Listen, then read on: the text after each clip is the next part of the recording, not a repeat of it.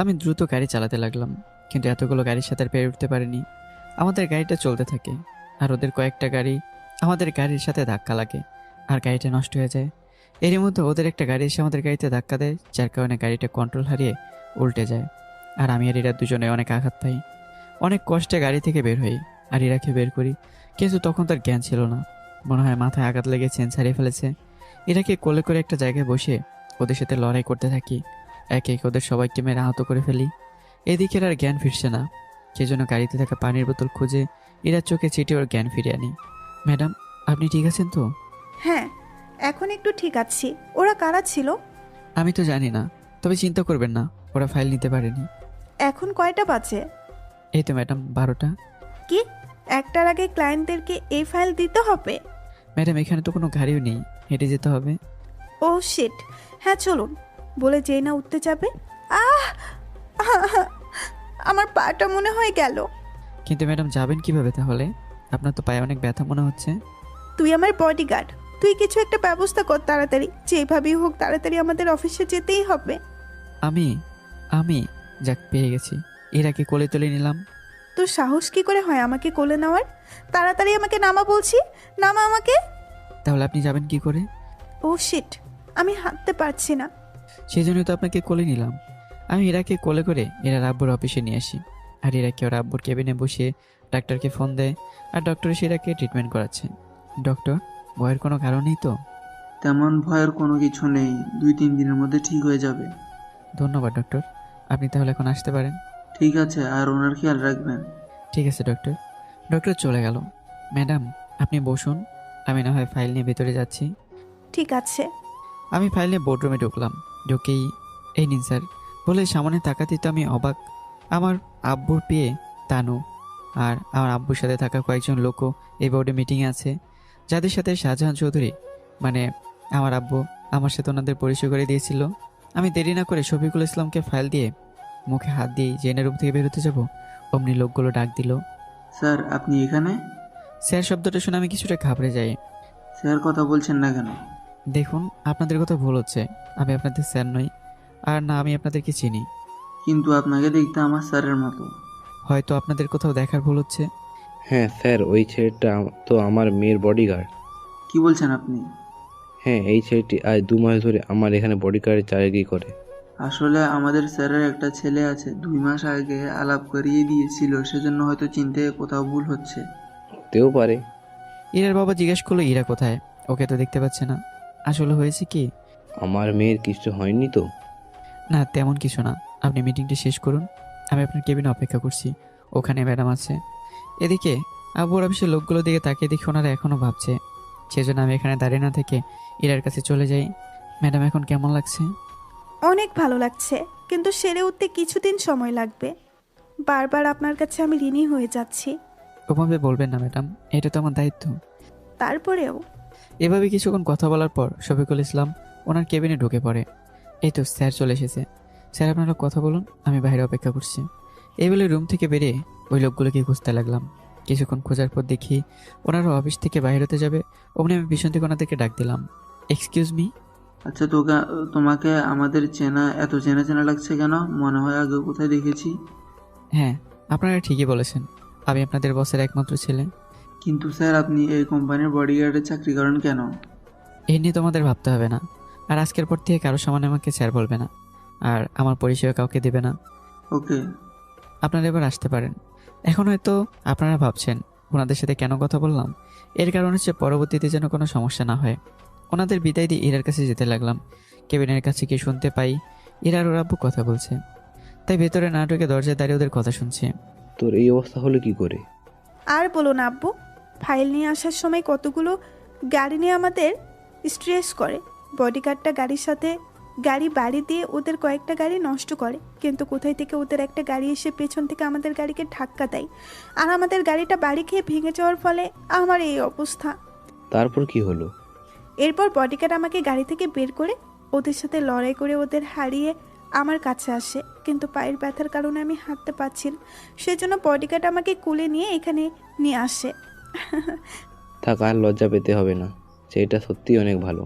হ্যাঁ আব্বু, অনেক ভালো। অন্য কেউ হলে হয়তো আমাকে রেখে পানের ভয়ে পালিয়ে যেত। ঠিক বলছি, আসলে এই ছেলেটা সাহস আছে। দরজার ওপাশ থেকে আমি এগুলো শুনছি আর হাসছি, কিন্তু সেই হাসির শব্দ আর কেউ শুনতে পায়নি। দরজার ওপাশ থেকে আমি বললাম, স্যার আসবো? হ্যাঁ আসো। ম্যাডাম এখন ঠিক আছে তো? অনেকটা ঠিক আছে, তুমি ইরাকে বাসায় নিয়ে যাও, আমি আসছি। ঠিক আছে স্যার, চলুন ম্যাডাম। আমি তো এখনো হাঁটতে পারছি না। আসার সময় যেভাবে নিয়ে এসেছো এখন ওইভাবেই নিয়ে যাও। মানে, বলে ইরার দিকে তাকাতে কিছুটা লজ্জা পাই। আমি ইরাকে কোলে করে গাড়িতে বসিয়ে নিয়ে যাই। বাসায় পৌঁছে কোলে করে আবার রুমে নিয়ে যাই। যেই না বেডে শুয়ে দিতে যাব, অমনি বার সামলাতে না পেরে ইরার উপরে পড়ে যাই। আমি আর ইরা একজন আরেকজনের উপরে শুয়ে আছে। ইরা নিচে আর আমি তার উপরে। ইচ্ছে করছে ইরাকে একটু আদর করে দিতে, কিন্তু বডি ঘটাতে আর কিছু করলাম না। ইরার গায়ের উপর থেকে উঠলাম। সরি ম্যাডাম, আমি ভার সামলাতে না পেরে। তো সাহস কি করে হয় আমার উপর পড়ার? আর তুই এটা ইচ্ছে করে করেছিলি? সরি ম্যাডাম, আর হবে না। এখনই আমার রুম থেকে বের হয়ে যান। আমি রুম থেকে বেরোয় যাওয়ার সময় শুনি ইরা মিটে মিটে হাসছে, যদিও আমি এই হাসির মানে এখনও জানি না। আমি নিচে নেমে সে কিছুক্ষণ অপেক্ষা করার পর শফিকুল ইসলাম চলে এসছে। ইরাকে ওর রুমে দিয়ে এসেছো তো? হ্যাঁ স্যার। আচ্ছা, তুমি তাহলে কয়েকদিন ছুটি নাও। কেন স্যার? এরা সুস্থ হতে তো অনেকদিন সময় লাগবে, ওই কয়েকদিন না হয় তুমি বাড়িতেই থেকো। এরা সুস্থ হলে আমি তোমাকে খবর দেবো। ধন্যবাদ স্যার, কিন্তু স্যার আমি কিন্তু মাঝে মাঝে সে দেখে যাব। আচ্ছা ঠিক আছে। আমি বাসা থেকে বের হয়ে আমার আব্বুর অফিসে চলে গেলাম, কেননা ওখানে আমার 2-3 দিনের মতো কাজ পড়ে আছে। ওই কাজগুলো করতে হবে, নয়তো এই রাতের এই প্রজেক্টটা ঠিক মতো করা হবে না। আপনাদের একটা কথা বলতেই ভুলে গেছি, আমি ইচ্ছে করেই ইরার পায়ে ব্যথা দিয়েছি, নয়তো 2-3 দিন ছুটি না পেলে ওনাদের কাজগুলো কে করবে বলুন। তার জন্য সরি, গল্পের নায়িকাকে কষ্ট দেওয়ার জন্য। এবার চলুন বর্তমানে আসা যাক। আমি গাড়ি ড্রাইভ করে আমার আব্বুর অফিসে চলে যাই আর ইরাদের প্রজেক্ট নিয়ে কাজ করতে থাকি। কেননা আমার এখন কাজ হলো এই প্রজেক্টটা কিভাবে কাজ করলে ভালো মুনাফা হবে সেদিকে খেয়াল রাখা, আর ফাইলে সব কিছু লিখে দেওয়া। তাই আমি দিনরাত কাজ করে ফাইলটা রেডি করি। আর হ্যাঁ, এই কয়েকদিন ইরারও খোঁজখবর নিয়েছি, নয়তো বলবেন নায়িকার কোনো খোঁজখবরই নেয় না, কি নায়ক। আমি আমার সকল কাজ শেষ করে যেই না অফিস থেকে বের হব, অমনি তানু মানে বিয়ের সাথে দেখা। স্যার একটা কথা বলবো? কি কথা? আমার না 1 সপ্তাহ ছুটি লাগবে। কেন? আমার বান্ধবীর বিয়ে, সেখানে যাব। আমাকে না বল আব্বুকে গিয়ে বলো। স্যারকেও বলেছি। তো তোমাকে স্যার কি বললো? স্যার বলেছে আপনার থেকে ছুটি নিতে। ঠিক আছে, কিন্তু ছুটি কবে থেকে নেবে? 3 দিন পর নিব ছুটি, সেজন্য একটু আগেই বলে রেখেছি। ছুটি পেয়ে যাবে। আর আমি বাসায় গেলাম। অফিস থেকে আমি আমার বাসায় চলে যাই। বাসায় গিয়ে রেস্ট নেব, কেননা এই কয়েকদিন অনেক কাজ হয়েছে। আমি রাতে ঘুমিয়ে পড়েছি আর সকালে ঘুম ভাঙে ফোনের রিংটনে। হ্যাঁ, কে বলছেন? আমি। হ্যাঁ স্যার, বলুন। কাল থেকে তুমি আবার বাড়িতে চলে আসবে। ঠিক আছে স্যার। আমি ফোন রেখে ঘুমিয়ে পড়লাম আর ঘুম ভাঙলো আমার মায়ের ডাকে। কি রে, আর কত ঘুমাবি? মা, আর একটু ঘুমাতে দাও না। ফ্রেশ হয়ে আয়, লাঞ্চ করে নিবি। তুমি যাও তো আম্মু, আমি পরে খেয়ে নেব। ঠিক আছে। পরের দিন ইরাদের বাসায় গেলাম। গিয়ে দেখি এরা একেবারে তৈরি হয়ে নিচে নেমে এলো। আজকে শাড়ি পরে আসলো, তবে যাই পড়ুক না কেন একদম পরীর মতো সুন্দরী লাগছে। হাঁ করে তাকানো শেষ হলে চলুন, যত সব। চলুন ম্যাডাম, কিন্তু আমরা কোথায় যাচ্ছি? কলেজে যাব। কিন্তু ম্যাডাম আপনি তো শাড়ি পরে কখনো কলেজে যান না। এই, তোকে এত কথা কে বলতে বলেছে? আমি পরে কলেজে যাব, তাকে তুই বলে দিবি? Sorry madam. আমি বের হয়ে গাড়ি থেকে বসলাম। একটু পর এরা এসে দরজা খুলে ভিতরে বসলো আর আমি গাড়ি ড্রাইভ করে কলেজে নিয়ে গেলাম। এরা কলেজের ভিতরে গেল আর ওর বান্ধবীদের সাথে কি যেন কথা বলে আবার চলে আসলো। সেখান থেকে মার্কেটে গেলাম। ম্যাডাম নিজের জন্য কিছু শপিং করলো আর আমাকেও কিনে দিল। ওইগুলো নিয়ে ইরার বাসায় গেলাম। ম্যাডাম, আমাকে শপিং করে দেওয়ার কারণ? আমরা কাল বাদের পরের দিন বিয়ে বাড়িতে যাব, তাই তোকেও কিছু কিনে দিলাম। কালকে তোর ছুটি, কিন্তু পরের দিন সকালেই সব কিছু গুছিয়ে চলে আসবি, কেননা আমরা ওখানে 1 সপ্তাহ থাকবো। ঠিক আছে ম্যাডাম। ওখান থেকে চলে আসলাম আমার বাড়িতে আর আব্বু আমাকে বিয়ে বাড়ি যাওয়ার কথা বলে তারাও রাজি হয়ে যায়। আচ্ছা আব্বু আম্মু, আমি কাল সকালে বের হয়ে যাব। নিজের খেয়াল রাখবে আর বৌমারও, ওর যেন কোনো ক্ষতি না হয়। ওকে আব্বু। রাতে সব কিছু গুছিয়ে নিলাম। সকালে ঘুম থেকে উঠেই আব্বু আম্মুর থেকে বিদায় নিয়ে রওনা দিলাম। ইরাদের বাড়িতে এসে দেখি অনেকগুলো মেয়ে। দেখে মনে হয় ওনার বান্ধবী।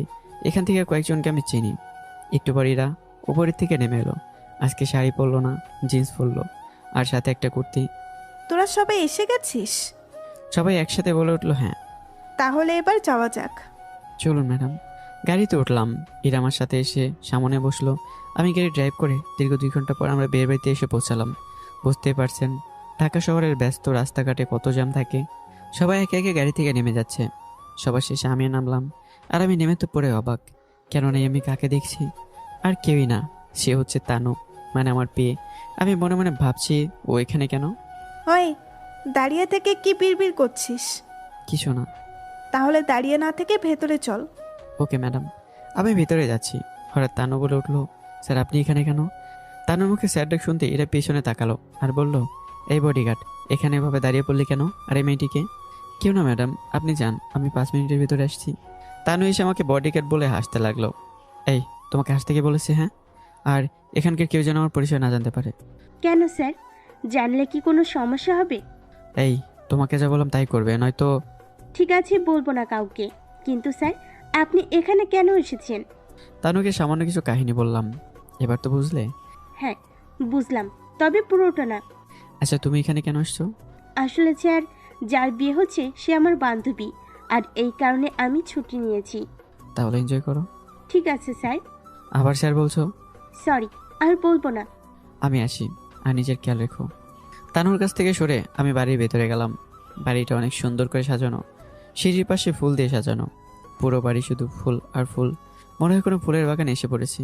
চারদিকে এত মেয়ে যে ইরাকে খুঁজতে হবে যাই। ভিতরে গিয়ে দেখি ইরাকে পাই কিনা, কিন্তু কোথাও পেলাম না। অনেকগুলো রুম চেক করলাম।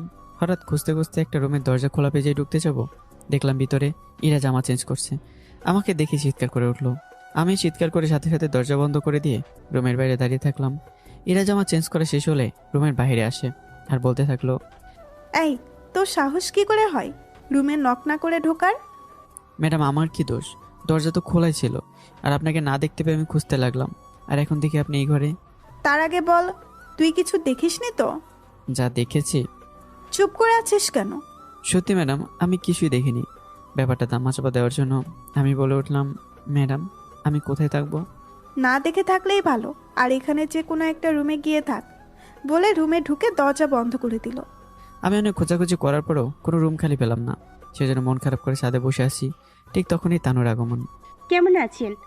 আর ভালো। এখানে এভাবে বসে আছেন কেন? কি করব, এখানে কোনো রুমই খালি পাচ্ছি না। কোথায় থাকবো সেটাই বুঝতে পারছি না। আমি কি হেল্প করব? তাহলে তো ভালোই হয়। তাহলে আমার সাথে চলুন। কোথায়? আমার বান্ধবীর একটা ছোট ভাই আছে, আপনি না হয় ওর রুমে থাকবেন। যদিও আপনার কষ্ট হবে, কেননা আপনি তো আর এত ছোট রুমে কখনো থাকেননি। কি আর করব, চলো। তানু আমাকে একটা রুমে নিয়ে এলো। রুমটা ছোট, কিন্তু মানিয়ে তো নিতেই হবে। কি ভাবছেন? কিছু না। আমি ওর ছোট ভাইকে বলে দিব, তাহলে আর কোনো সমস্যা হবে না। ধন্যবাদ। ধন্যবাদ দিয়ে ছোট করবেন না, আপনাদের দয়াই তো বেঁচে আছি। এগুলো কোন ধরনের কথা? হ্যাঁ স্যার, আমার অপারেশনের জন্য 7 লক্ষ টাকা প্রয়োজন ছিল। আর অন্যদিকে ভাইয়ের লেখাপড়া আমি যখন আপনার আব্বুকে বলি, উনি তখন হসপিটালে মাকে ভর্তি করানোর কথা বলেছিলেন, আর মায়ের সম্পূর্ণ খরচ আপনার আব্বু বহন করেছিল। কিন্তু ওনাকে যখন মাইনে থেকে কেটে নিতে বলেছি, তখন উনি না করে দিলেন। সত্যি, ওনার মতো মানুষ হয় না। আরে কান্না থামাও, কে দেখলে কি ভাববে? চলুন, আপনাকে কোনের সাথে পরিচয় করিয়ে দিব। হ্যাঁ চলো। তানু আমাকে নিয়ে কোন রুমে গেল। ওখানে ইরা আর ওর বান্ধবীরা ছিল। এই, তুই এখানে কেন? তানু বলতে গেলে হাতের ইশারে বললাম, আর আসল পরিচয় যেন না বলে। ইরা, তুই চুপ কর। কি রে তানু, কিছু বলবি? তিথি, তোর সাথে এখন একজনই পরিচয় করিয়ে দিই। এই তিথি, ওই ছেলেটার সাথে কি পরিচিত হবি? আরে চুপ কর তো তুই। তানু তুই বল। ও হচ্ছে আমার বন্ধু আকাশ। আর আর কি? আর আমার বডিগার্ড। তিথি, ওই মেয়েটাকে রে? তোর সাথে আলাপ করে দিই, ও হচ্ছে আমার বেস্ট ফ্রেন্ড তানু, আর চৌধুরী গ্রুপ অফ কোম্পানির চৌধুরী সাহেবের পিএ। ও পিয়ে? এই যে ম্যাডাম, বিয়ে বলে অবহেলা করবেন না। বাহ, একজন পিয়ে আর তার বন্ধু বডিগার্ড বলে? ইরা আর ওর বান্ধবীরা আসতে লাগলো। কি বলছিস এইগুলো? ও আমার বান্ধবী। তাতে কি, তুই কি করে যে এদের মতো ছোট লোকদের সাথে বন্ধুত্ব করিস আল্লাহ জানে। আপনি হয়তো ভুলে গেছেন, ইরা ইসলাম। আমি চাইলে আপনার প্রজেক্টটা আটকাতে পারি। ও তাই, পারলে করে দেখা। তানু ফোন বের করেই, আমি জানি তানু এখন আব্বুকে ফোন করে সব বলে দেবে। তানু, কাউকে কিছু বলার দরকার নেই। তাই বলে ওনাদের অপমান তো সহ্য করা যায় না। তোকে আর দরদ দেখাতে হবে না, দেখিরা, তুই তোর বডিগার্ডকে যা খুশি বল, কিন্তু আমার বান্ধবীকে কোনো কিছু বলবি না। এটা আমার শেষ কথা। আমি তোর মামাতো বোন, আর ওর তোর বান্ধবী। আমার থেকে ওই মেয়েটা তোর কাছে বেশি ইম্পর্ট্যান্ট? দেখিরা, তানু আমার বান্ধবী, আর আমার সামনে কেউ ওকে অপমান করবে আমি তা মেনে নেব না, বলে দিলাম। ঠিক আছে। ওই তুই দাঁড়িয়ে আছিস কেন? যা, রুম থেকে বাইরে হ। দেখতে পাচ্ছিস না এখানে সব মেয়ে? আমি তানুকে নিয়ে রুম থেকে বের হয়ে আসলাম, কিন্তু তানু রুম থেকে বের হয়ে কান্না করে দিল। আরে তানু, কাঁদছো কেন? ওরা আমাকে অপমান করলো, তাতে আমি কিছু মনে করিনি, কিন্তু আপনাকে। দেখো, তুমি আমার বোনের মতো, কান্না থামাও। আপনি কেন ওই মেয়েটার বডিগার্ড হতে গেলেন? এবার সব ঘটনা খুলে বললাম। এবার তো বুঝলে কেন আমি বডিগার্ডে চাকরিটা করছি। হ্যাঁ, কিন্তু উনি আপনার সাথে এমন ব্যবহার কেন করে? আচ্ছা, ওর কথা বাদ দাও। তানু, তোমার ড্রেসের এই অবস্থা কেন? নতুন কোন ড্রেস আনোনি? আসলে স্যার। বুঝেছি, চলো। কোথায়? গেলেই বুঝতে পারবে। তুমি কি তিতির কাছ থেকে ওর গাড়ির চাবিটা নিয়ে এসো। ইরার গাড়িতে তোমাকে উঠালে অন্য কাহিনী বাঁধিয়ে ফেলবে। ঠিক আছে, আমি চাবি নিয়ে আসছি। তানুকে তিথিকে গাড়ির চাবি দিতে বলে। এরা মানা করলেও তিথি তানুকে চাবি দিয়ে দেয়। তানু চাবি নিয়ে ওখান থেকে আসে আর আমাকে চাবি দেয়। আমি তানুকে নিয়ে একটা শপিং মলে যাই। আমরা এখানে কেন এসেছি? চুপ করে দাঁড়িয়ে থাকো। আমি তানুকে নিয়ে লেডিস দোকানে ঢুকলাম আর বললাম, তানু, তোমার যা যা পছন্দ হয় এখান থেকে নিয়ে নাও। কিন্তু কোনো কিন্তু নাই, যা বলিসি তাই করো। তানু নর্মাল দেখে কিছু কিনতে গেলে আমি তানুকে থামিয়ে দিয়ে আমি নিজে ভালো মানের কয়েকটা ড্রেস পছন্দ করে তানুকে কিনে দিই আর পরার জন্য বলি, স্যার, এতগুলো ড্রেস দিয়ে কি করব?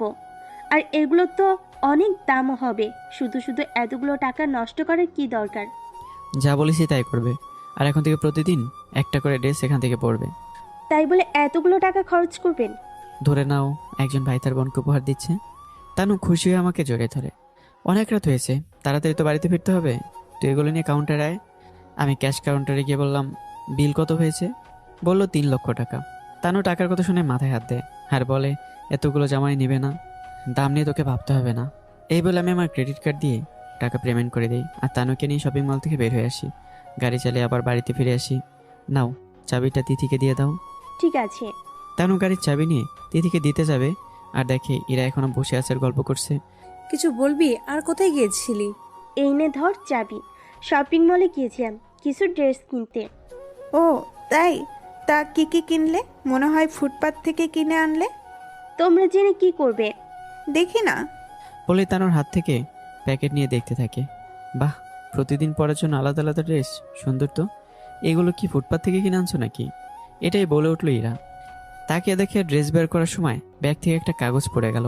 তিথি কাগজটা হাতে নিয়ে হা হয়ে তাকে রইল। আর কাগজটা ছিল ক্রেডিট কার্ডের বিলের রিসিপ্ট। যদিও তিথি ভালো করে জানে তানু কখন এত টাকা শপিং করবে না। কই দেখি দেখি কত টাকা? বলে কাগজটা হাতে নিয়ে হা হয়ে তাকিয়ে রইল। ইরার বান্ধবীও কাগজটা দেখে হা হয়ে তাকিয়ে থাকলো। 3 লক্ষ টাকা শপিং, এত টাকা কোথায় পেলো? আপনার না জানলেও চলবে। তুই জানিস আমার অ্যাকাউন্টে কত টাকা আছে? আমার জানার দরকার নেই। কিন্তু তিথি এখনো ভেবেই চলেছে। তানু, তুই এত টাকা শপিং করলি? কিরে, কি দেখছিস? তানু, এতগুলো টাকা কই পেলি? থাক, অনেক রাত হয়েছে, সকালে জিজ্ঞেস করতে পারবো। পরের দিন সকালে তিথি তানুর রুমে এসে হাজির। কিরে, তুই এত সকালে? তোর কাছ থেকে একটা প্রশ্নের উত্তর জানতে এলাম। কি প্রশ্ন? আকাশকে আর অতগুলো টাকা তুই কোথায় পেলি? আগে বল, এসব কথা তুই কাউকে বলবি না। ঠিক আছে, বলবো না। তানু বিছানা থেকে উঠে দরজা আটকায় আর তিথি বিছানায় বসে বলতে থাকে, আকাশ কোনো বডিগার্ড না। আকাশ হচ্ছে চৌধুরী গ্রুপ অফ কোম্পানির মালিক। আকাশ যখন দেশে আসে তখন ইরা আর ওর আব্বুর উপর কারা যেন হামলা করেছিল। আকাশ স্যার ওনাদেরকে বাঁচায়। এখানে ইরাকে দেখে আকাশ স্যার ওনাকে ভালোবেসে ফেলে। পরে যখন ইরার আব্বু ওনাকে বডিগার্ডের চাকরির অফার করে তখন আকাশ স্যার ইরাকে সবসময় দেখতে পারবে, তাকে সব বিপদ থেকে রক্ষা করতে পারবে, সেজন্য আকাশ স্যার রাজি হয়ে যায়। এই কথাগুলো তানু এক নাগাড়ে বলতে থাকে। তার মানে আকাশ কোনো বডিগার্ড নয়, বরং চৌধুরী বাড়ির ছেলে। তুই কথা দিয়ে এ কথা কাউকে বলবি না। কাউকে বলবো না, কিন্তু ইরাকে কি বুঝতে পারবে? আমি তা জানি না, ওটা স্যার দেখে নিবে, কিন্তু তুই ইরাকে এই ব্যাপারে কিচ্ছু বলবি না। ঠিক আছে, বলবো না, আর কেউ জানবে না। কিন্তু তাদের এই কথাগুলো কেউ একজন কান পেতে শুনেছিল। সেটা কেউ নেয়, সে হচ্ছে তানুর মা বাবা। ওনারা তানুকে ডাকতে সে যখন দেখলো ভেতর থেকে আওয়াজ আসছে। তখন ওনারা তা দাঁড়িয়ে শুনছিল। কিছুক্ষণ পর ওনারা দরজায় টোকা দিল। টোকার শব্দ শুনে তানু এসে দরজা খুলেই তো অবাক। আব্বু, আম্মু তোমরা কখন এলে? অনেকক্ষণ হলো। কি? তোদের মধ্যে এতক্ষণ যা হয়েছিল আর তোদের মধ্যে সব কথাই শুনেছি। কি? প্লিজ আঙ্কেল, এসব কথা কাউকে বলবেন না। বলবো না কিন্তু। কিন্তু কি? তুই ছেলেটার সাথে আমাদের পরিচয় করিয়ে দিবি। ছেলেটা আমাদের এত বড় উপকার করলো, সেই জন্যই ছেলেটাকে দেখতে মন চাইছে। ঠিক আছে, আম্মু পরিচয় করিয়ে দিব। তবে তোমরা কিন্তু কিছু উল্টাপাল্টা জিজ্ঞেস করে বসবে না বলে দিলাম। কিন্তু আন্টি, আপনাদের তো গতকাল তানুর সাথে আসার কথা ছিল, আর আপনারা আজকে এলেন, তাও এত তাড়াতাড়ি। আসলে বাসায় কাজ থাকার কারণে আসতে পারিনি। আর তাড়াতাড়ি কই হলো, এখন তো 11টা বাজে, কই তাড়াতাড়ি তো আসেনি। আচ্ছা আন্টি, আপনারা গল্প করেন, আমি একটু আসি। সবাই এতক্ষণ নিশ্চয়ই আমাকে খুঁজছে, না পেলে তো বুঝতে পারছেন অনেক অনেক মন্তব্য করবে। আচ্ছা ঠিক আছে, তুমি তাহলে যাও, আমরা ততক্ষণ তানুর সাথে গল্প করি। আচ্ছা আন্টি, এখন আসি। আর কিছু লাগলে আমাকে অথবা তানুকে বলবেন। তিথি যাওয়ার পর তানু ওর মা বাবাকে আমার সম্পর্কে বলে। আর ওনারা এসব শুনেই আমার সাথে পরিচয় হওয়ার জন্য তানুকে বলতেছে। মা, বললাম তো পরিচয় করিয়ে দিব, কিন্তু আমি যে তোমাদের সবকিছু বলে দিয়েছি এটা কিন্তু আকাশ স্যারকে বলবে না। আচ্ছা কিছু বলবো না, কিন্তু ছেলেটা কি তোকে পছন্দ করতো আগে কখনো? কি যা তো বলছো, আমি ওনাদের কোম্পানিতে মাত্র পেয়ে, আর উনি আমার বস, আর উনি কেন আমাকে ভালোবাসতে যাবে? তাতে কি, আজকাল তো এগুলো হয়েই থাকে। মা, উনি একজনকে ভালোবাসে আর আমাকে নিজের বোনের মতো দেখে, তাই ওনার সে বিশ্বাস আমি ভাঙতে পারবো না। কি শুরু করেছো তোমরা? ছেলেটা তোমার এত বড় উপকার করলো আর তুমি কি না কি ভেবে বসলে? মা, তোমরা রেস্ট নাও, আমি আসছি। তানু তিথির কাছে চলে গেল। ও, আপনাদের তো বলতেই ভুলে গেছি, আজকে তিথির মেহেদি অনুষ্ঠান। এদিকে কেউ আমাকে ফোন করে, যার কারণে আমার ঘুম ভেঙে যায়। আর ফোন হাতে নিয়ে দেখি এরা ফোন করেছে, সেজন্য আমি ফোনটা রিসিভ করি। Hello madam. ওই, তুই কোথাকার নবাবি যে ফুরে ফুরে ঘুমাচ্ছিস? ম্যাডাম আসলে চুপ, একটা কথা বলবি না। আধা ঘন্টার ভেতরে তোকে আমার সামনে দেখতে চাই। ম্যাডাম আমি রেডি হয়ে আসছি। ওহ, দিল তো আমার সাথে ঘুমটা। এই ম্যাডামের জ্বালা ঠিক মতো ঘুমোতেও পারি না। ওহ, তাড়াতাড়ি রেডি হয়ে নেই, নয়তো অনেক কথা শুনিয়ে দেবে। এমনিতেই তো অনেক হেনস্থ করে, আল্লাহ জানাস ভাগ্যে কী আছে। আমি রেডি হয়ে নিচে নামি, দেখি এরা হলুদ রঙের শাড়ি পরেছে। আর শুধু ইরাই না, আরও অনেক মেয়েও হলুদ শাড়ি পরেছে, কিন্তু ওদের সবার থেকে ইরাই বেস্ট। আর সেখানে সব অনেক ছেলে হলুদ পাঞ্জাবি পরেছে, কিন্তু আমি শুধুমাত্র একটা কালো শার্ট প্যান্ট পরে আর কোট পরেছি। আর আমি কালো শার্ট পরার কারণ আপনারা হয়তো অনেকেই জানেন, আর যারা জানেন না তাদেরকে বলছি। কেননা একজন বডিগার্ড শুধুমাত্র কালো শার্টের সাথেই কালো কোট পরে। ওই, তোর আসতে এত দেরি হলো কেন? আসলে ম্যাডাম রেডি হতে। আমি কোনো কথা শুনতে চাই না। আর হ্যাঁ, ভালো করে ডিউটি করে অনুষ্ঠানের কোনো মেয়ের দিকে তাকাবেন না। জি ম্যাম, তাকাবো না। আমি দাঁড়িয়ে দাঁড়িয়ে মেহেদির অনুষ্ঠান দেখছি, সবাই সবাইকে মেহেদি লাগিয়ে দিচ্ছে। আর খেয়াল করি তানু, তিথি ওরাও হলুদ শাড়ি পরে আসছে। আর আসবে না কেন? ধন্যবাদ ভাইয়া, আমার বেস্টুর এত বড় উপকার করার জন্য। আমি আশ্চর্য হয়ে যাই আর ভাবতে থাকি, আর তানুর দিকে তাকিয়ে থাকি, আমি আবার কি উপকার করলাম? সরি ভাইয়া, আমি তিথিকে সব বলে দিয়েছি, কিন্তু আপনি চিন্তা করবেন না, তিথি কাউকে কিছুই বলবে না। প্লিজ ভাইয়া, রাগ করবে না। ওই একটু জোরাজোরি করাতে আমি আর না বলে থাকতে পারলাম না। ঠিক আছে, কিন্তু আর কেউ ব্যাপারে জানেনি তো? না ভাইয়া, শুধু আমি আর তারও জানি, এছাড়া আর কেউ জানে না। ঠিক আছে, তোমরা মজা করে, আমি আসছি। আমি এরাকে খুঁজে বের করে এরা পাশে এসে দাঁড়াই। তিথিকে সবাই মেহেদি পরানোর জন্য বসে আছে, আর তানু তিথির পাশে বসে আছে। তিথি, তোকে তো অনেক সুন্দর লাগছে, আগে তো খেয়াল করিনি। তোকে অনেক সুন্দর লাগছে, দেখ কত ছেলে তোর দিকে তাকিয়ে আছে। দেখ, কিন্তু মেহেদি কখন পড়বি? আগে তুই পরে নে, আমি আরো পরে পরবো। কিন্তু তোকে কে পড়াবে মেহেদি? আকাশ ভাইয়া পরবে। কি বলিস ভাইয়া, আপনি মেহেদি পড়াতে পারেন? হ্যাঁ, পারি তো। কই, উনি দেখতে তো পাচ্ছি না। ইরার কাছে গেছে। চল আমরা ওখানে যাই। হ্যাঁ চল। ওরা দুজনই আমাকে খুঁজতে লাগলো আর খুঁজে বের করলো। একটা রিকোয়েস্ট করব, রাখবেন? কি বলো? আমাকে একটু পড়িয়ে দেন না। কিন্তু আমি কেন? প্লিজ ভাইয়া, দেন একটু পরিয়ে। কিন্তু আমি তো ভালো পারি না মেহেদি পড়াতে, যদি উল্টাপাল্টা হয়ে যায়, মানে ধরো খারাপ হয়ে যায়। যাই পারেন, সবার প্রথম আপনি আমাকে মেহেদি পড়াবেন, আর উল্টোপাল্টা হলেও কোনো সমস্যা নেই। কিন্তু আমি কি পারবো? প্লিজ ভাইয়া, না করবেন না।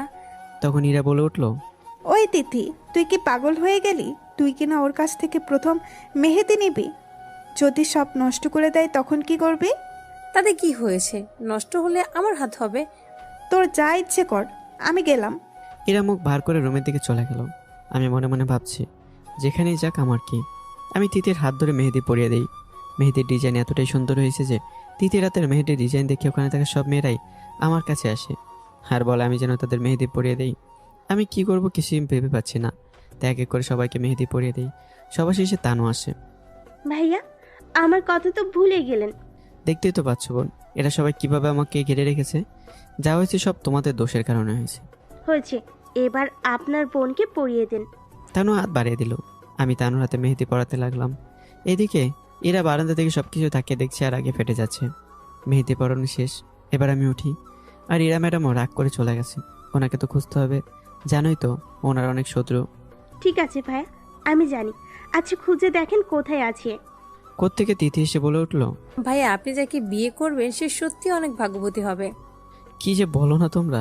থাক ভাইয়া, আর লজ্জা পেতে হবে না। তিথির কথায় আমিও লজ্জা পেয়ে যাই। হঠাৎ পিছন থেকে কে বলে উঠলো। পিছনে তাকিয়ে দেখি একজন মহিলা আর একজন লোক দাঁড়িয়ে আছে।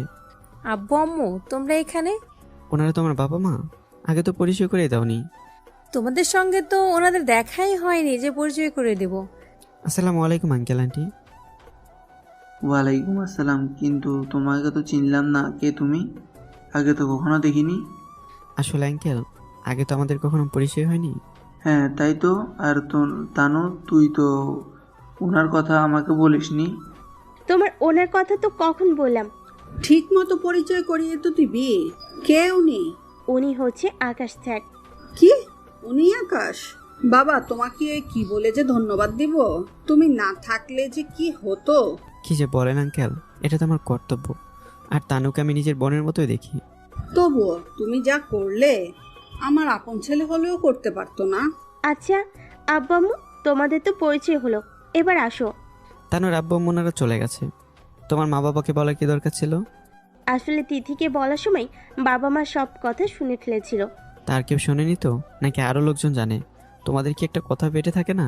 ভাইয়া, এখানে তানুর কোনো দোষ নেই। আমি তখন তানুকে জোর করতে ও আমাকে বলেছে, কিন্তু ওর বাবা মা যে ওখানে চলে আসবে তা আমি জানতাম না।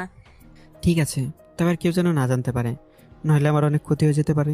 ঠিক আছে ভাইয়া, আর কেউ জানবে না। এভাবে কিছুক্ষণ কথা বলার পর তিথির বাবা মা এসে হাজির। কি রে, তোর হলো? আর কতক্ষণ লাগবে? হ্যাঁ বাবা, হয়েছে, কিন্তু শোকাতে একটু সময় লাগবে, সেজন্য বসে আছি। কিন্তু সবই তো বুঝলাম, কিন্তু তোমাদের দুজনের মধ্যে এই ছেলেটি কি করে? ওনাকে আমি বসতে বলেছি। আগে বল, কে এই ছেলেটি?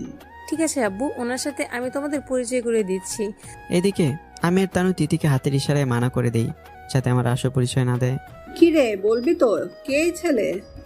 এদিকে তিথি, তানু আর আমার ইশারায় বুঝতে পারে যে কি বলতে চাইছি, সেজন্য তিথি ওদের ইশারায় বুঝিয়ে দেয়।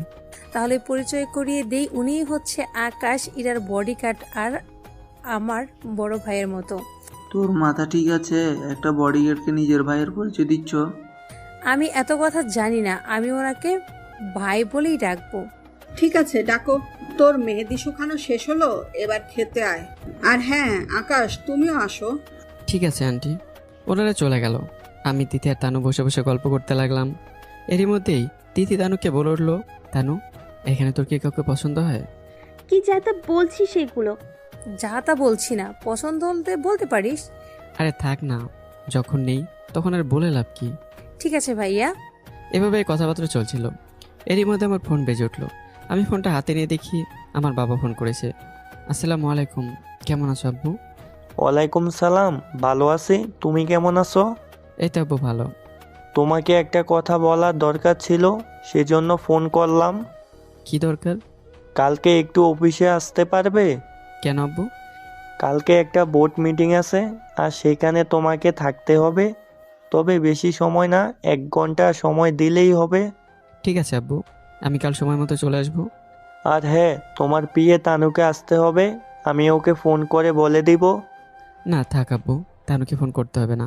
মেয়েটা বিয়েতে আনন্দ করতে গেছে, আনন্দ করুক। আচ্ছা ঠিক আছে, সময় করে চলে আসবে। বলে আব্বু ফোন রেখে দিল। এদিকে তানু বলে উঠলো, বড় স্যার ফোন করেছিল, কাল অফিসে কি যেন কাজ আছে, ওখানেই সকালে যেতে বলে। আমার কথা কিছু বলেনি? বলেছে তোমাকে আসতে, কিন্তু আমি মানা করে দিয়েছি।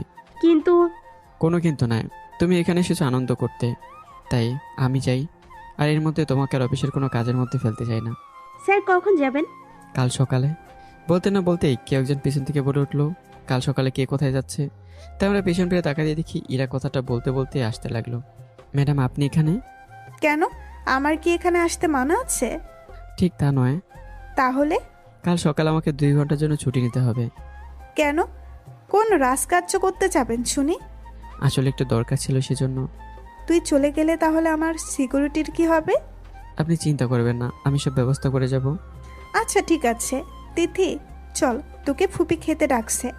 তানু, তুইও আয়, আর আকাশ ভাইয়া আপনিও আসেন। কি, এই বডিগার্ড আবার কবে থেকে আবার তোর ভাইয়া হলো? সব কথা তোর না জানলেও চলবে, এখন সবাই চল খেয়ে আসি। হ্যাঁ চলো, আমার অনেক ক্ষুধা লেগেছে। এই চলো, আর বসে থেকে লাভ নেই। আমরা সবাই খাবার খেতে চলে গেলাম। সবাই একসাথে খাবার টেবিলে বসতে গেলাম। যেই নামে বসতে যাবো অমনি ইরা বলে উঠলো, এই বডিগার্ড, তোর সাহস হয় কি করে আমার সাথে একসাথে বসে খাবার খাওয়ার? Sorry madam. কি হচ্ছে? কি রে ইরা, ছেলেটা আমাদের সাথে খেলে কি হবে? এরপর ইরা কি যেন ভেবে আবার বললো, ঠিক আছে বসুক। আকাশ তুমি বসো, আমি সবাইকে একসাথে খাবার দিচ্ছি। সবাই একসাথে খেতে লাগলাম। খাওয়া শেষ করে আমরা যে যার রুমে চলে আসলাম। আমি রুমে এসে যেই না ঘুমোতে যাবো অমনি কেউ দরজায় টোকা দিল। তখন আমি বললাম, কে বাহিরে? ভাইয়া আমরা ও তোমরা? ভেতরে আসবো ভাইয়া? হ্যাঁ আসো। ভাইয়া কি করেন? অসময়ে বিরক্ত করলাম না তো? আমি না এখন একটু ঘুমাবো। তাহলে আমরা যাই। কি কারণ এসেছো তা তো বলবে। ভাইয়া আমি এসেছি আপনার সাথে একটু গল্প করতে, আর কি, কিন্তু আপনি তো ঘুমাবেন, আমরা না হয় আরো পরে আসবো। বুঝতেই তো পারছো। ঠিক আছে ভাইয়া, আমরা না হয় সন্ধ্যায় আসবো। আচ্ছা আমি তাহলে একটু ঘুমিয়ে নেই বলে যে ঘুমিয়ে পড়লাম। আর সন্ধ্যায় কারো শীতকারে ঘুম ভাঙলো। এই সময় আবার কে আসবে? এই বলে দরজা খুলতে গিয়ে দেখি তিথি আর তানু বাইরে দাঁড়িয়ে আছে। তখন কিন্তু দরজা খোলাই ছিল। ঘুম ভেঙেছে নাকি আরো পরে আসবো? সমস্যা নেই, তোমরা বসো, আমি ফ্রেশ হয়ে নেই। ঠিক আছে, আমরা অপেক্ষা করছি। আমি ওয়াশরুমে গেলাম আর ফ্রেশ হয়ে বাইরে আসলাম। এখন বলো কি জন্য এত জরুরি তলব? আমরা এখন আপনার সাথে গল্প করব। ঠিক আছে, তা কি নিয়ে গল্প করবে? ঠিক আছে, তার আগে দরজা বন্ধ করো, নইলে কেউ বাইরে থেকে শুনে নিতে পারে। ঠিক আছে, আমি বন্ধ করে আসছি। দরজা বন্ধ করে এবার বলেন। আপনি আর এরা যখন লন্ডনে গিয়েছিলেন ওখানে কোনো আনন্দ করলেন আর কি কি দেখছেন ওই নিয়ে গল্প করব। ঠিক আছে, এখন বলো প্রথমে কোন জায়গা থেকে শুরু করবে? আপনার আর এরার পরিচয় হলো কিভাবে? আমি যখন লন্ডন থেকে আমার ফুফাতো বোন সাথীকে নিয়ে দেশে ফিরলাম, তার পরের দিন আমি সাথীকে নিয়ে একটু ঘুরতে বেরোলাম। তখন একটু পার্কে গেলাম আর ফুচকার দোকানে বসে ফুচকা খাচ্ছিলাম। ঠিক তখনই কয়েকজন লোক একটা গাড়িতে গুলি করতে লাগলো, আর আমি তখন ওনাদেরকে বাঁচিয়ে নেই। ওখানে ইরার সাথে আমার প্রথম দেখা হয়, আর ওকে প্রথম দেখাতেই আমি ওর প্রেমে পড়ে যাই। কিন্তু তখনও ইরার ব্যাপারে আমি কিছুই জানি না, সেজন্য কিছু বলতে পারিনি। ওমা কি বলেন, আমার ফুফাতো বোনকে প্রথম দেখাতেই প্রেমে পড়ে গেলেন? Very interesting. এছাড়া কি করব? তোমার মামাতো বোন যে পরিমাণ সুন্দর, যে কোনো ছেলে প্রথম দেখাতে প্রেমে পড়ে যাবে। কিন্তু এখন যে জেদি, আল্লাহ জানে কবে মনের কথাটা বলতে পারবো। এরপর কি হলো? শফিকুল ইসলাম আমাকে একটা কার্ড দেয় আর ইরার বডি গার্ড হওয়ার জন্য বলে। তখন আপনি কি বললেন? ভাবলাম বডি গার্ড হলে তো সবসময় ইরার পাশাপাশি থাকতে পারবো আর ওকে সব দিক থেকে রক্ষা করতে পারবো, সেজন্য রাজি হয়ে গেলাম। তা ভাইয়া, লন্ডনে আপনাদের মাঝে কিছু হয়েছে? ওখানে কি হবে? ভাইয়া লজ্জা পাবেন না, বলেন। বলছি তো। ওকে বলেন। আমি আবার বলতে শুরু করলাম। লন্ডনে ঘটে যাওয়া ঘটনা সবকিছু তো আপনারা জানেনই, তাই আর বললাম না। যারা জানেন না তারা প্রথম সিজনটা শুনে নেবেন। বলা শেষ হতে না হতেই দেখে অনেক রাত হয়ে গেছে। যাও এখন ঘুমোতে যাও।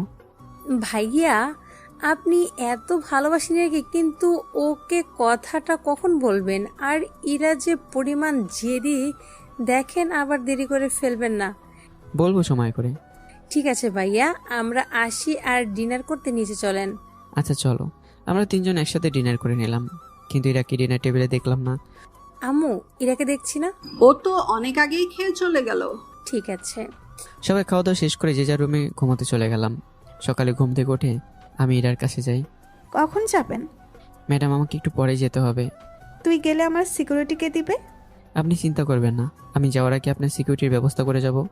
যা ইচ্ছে করো, কিন্তু তাড়াতাড়ি আবার এখানে যেন দেখতে পাই। ঠিক আছে ম্যাডাম। আমি আমার ফোন বের করে কাউকে ফোন করে এখানে আসার জন্য বললাম। 15 মিনিট পর এখানে 2টা গাড়ি আসে আর 10 জন সিকিউরিটি গার্ড আসে। তোমরা এসে গেছো? জি স্যার। পরিচয় করে দিই। তোমাকে এনার প্রোটেকশনের ব্যবস্থা করতে হবে, ওনার যেন কোনো সমস্যা না হয়। আর হ্যাঁ, শুধু উনি না, সবার দিকে নজর দিবে। মনে রাখবে, ওদের তোমাদের পরিবারের একজন মনে করবে। আপনি চিন্তা করবেন না, আমার নিজের প্রাণ দিয়ে হলেও ওনাদের রক্ষা করব। এরা কারা? ম্যাডাম, আমি যতক্ষণ থাকবো না ততক্ষণ এরা আপনার বডিগার্ডের দায়িত্ব নেবে। তাই বলে এতজন? চিন্তা করবেন না, ওরা সব দিকেই খেয়াল রাখবে। এখন তাহলে আমি আসি। আর তোমরা প্রতি 10 মিনিট পর পর আমাকে ফোন দেবে, আর এখানে কি হচ্ছে না হচ্ছে সব জানাবে। ঠিক আছে, আপনারা সব দিকে নজর রাখবেন। তানু, তিথি কোনো সমস্যা হলে ওদেরকে বলবে।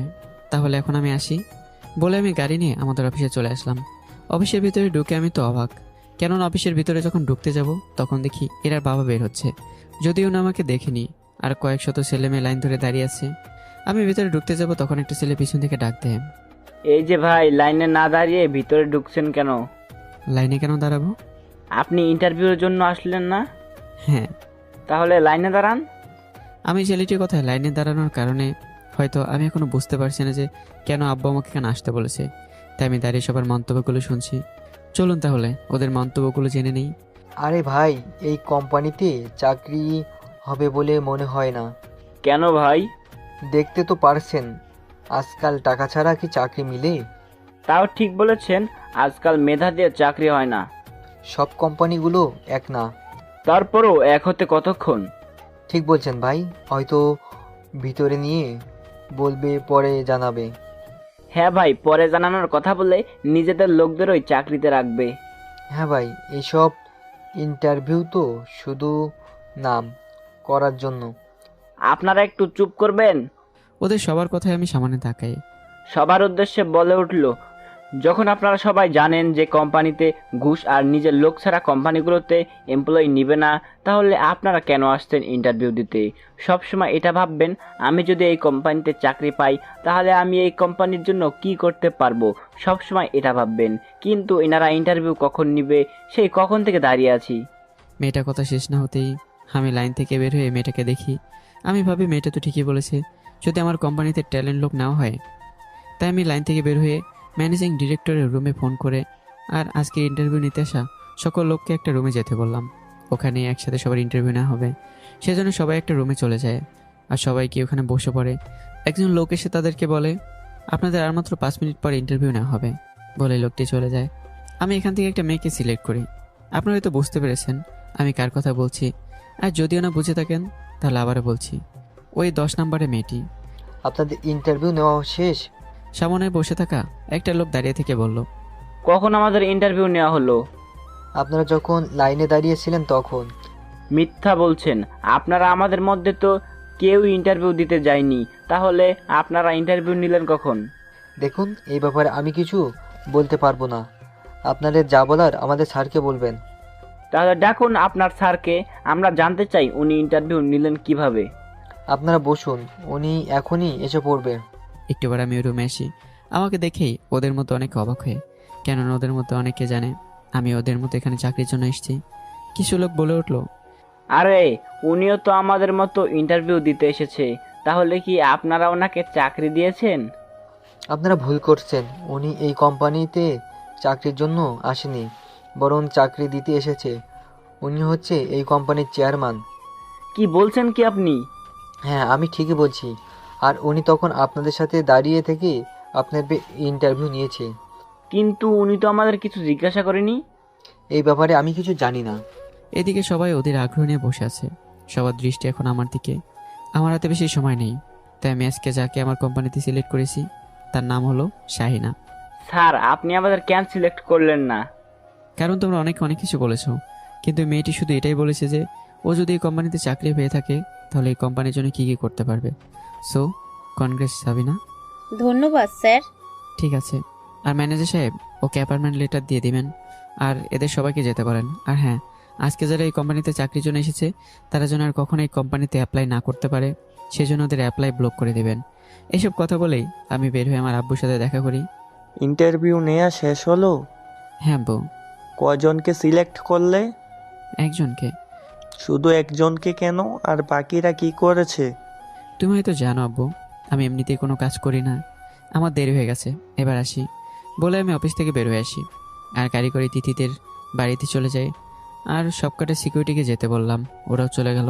আমি কিরাকে খুঁজতে থাকি আর এরা পাশে দাঁড়াই। এই তোর এতক্ষণ লাগলো কেন?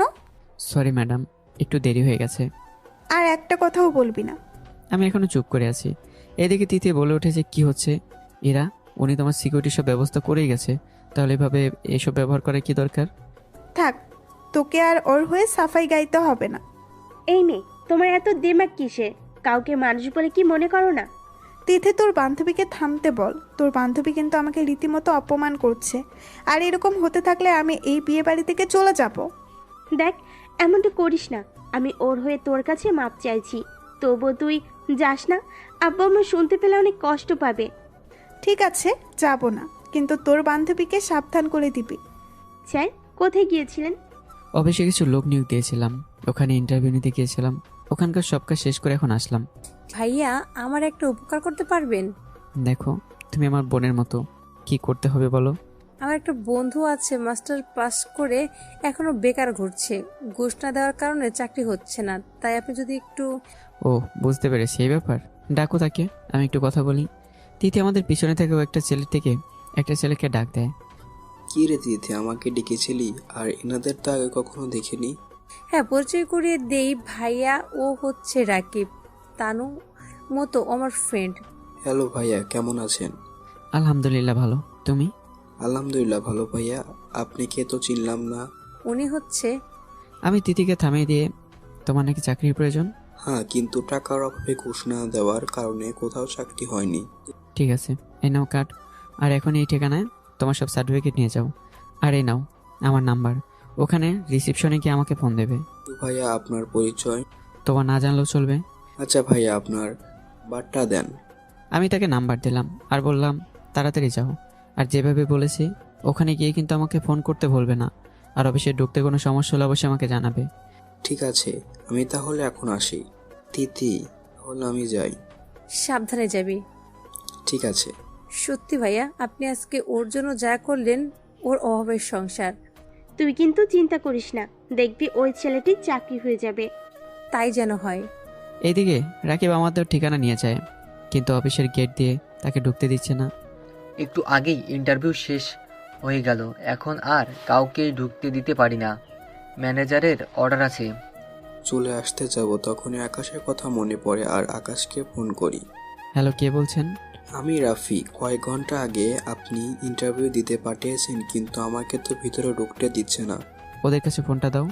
এরপর আমি সিকিউরিটিকে বলে দিই আর রাকিবকে ভিতরে ঢুকতে দেয়। রাকিব আমার কথা মতো রিসেপশনে যায়। আমি কোনো সাহায্য করতে পারি? হ্যাঁ, আমি এখানকার ইন্টারভিউ দিতে এসেছি। সরি, ইন্টারভিউ সময় তো শেষ, তাছাড়া লোক তো নেওয়া হয়েছে। তখনই রাকিব আমাকে ফোন দেয়। ভাইয়া, এখানে তো ইন্টারভিউ লোক নেওয়া শেষ। রিসেপশনে থাকা মেয়েটির কাছে মোবাইল দাও। ঠিক আছে ম্যাডাম, এই নিন, কথা বলুন। আমি রিসেপশনে থাকা মেয়েটার সাথে কথা বলি আর সব কিছু বুঝিয়ে বলি। ঠিক আছে, আমি সব ব্যবস্থা করে দিচ্ছি, আপনি কিছু চিন্তা করবেন না। ম্যাডাম, উনি কি বলল? আপনি ওনাকে কিভাবে চেনেন? আপনারা কি কোনোভাবে আগে থেকেই পরিচিত? না, আমাদের বিয়ে বাড়িতে আমার বান্ধবী ওনার সাথে পরিচয় করে দিয়েছে।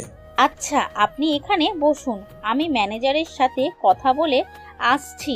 স্যার, এই নিন ফাইল। কিসের ফাইল এটা? স্যার, একটা ছেলে এসেছে ইন্টারভিউ দিতে। ইন্টারভিউ তো শেষ, তুমি ওই ছেলেটা বলনি? আকাশ স্যার ওই লোকটাকে পাঠিয়েছে, বলেছে তাকে যেন চাকরিটা দেওয়া হয়। ঠিক আছে, চলো।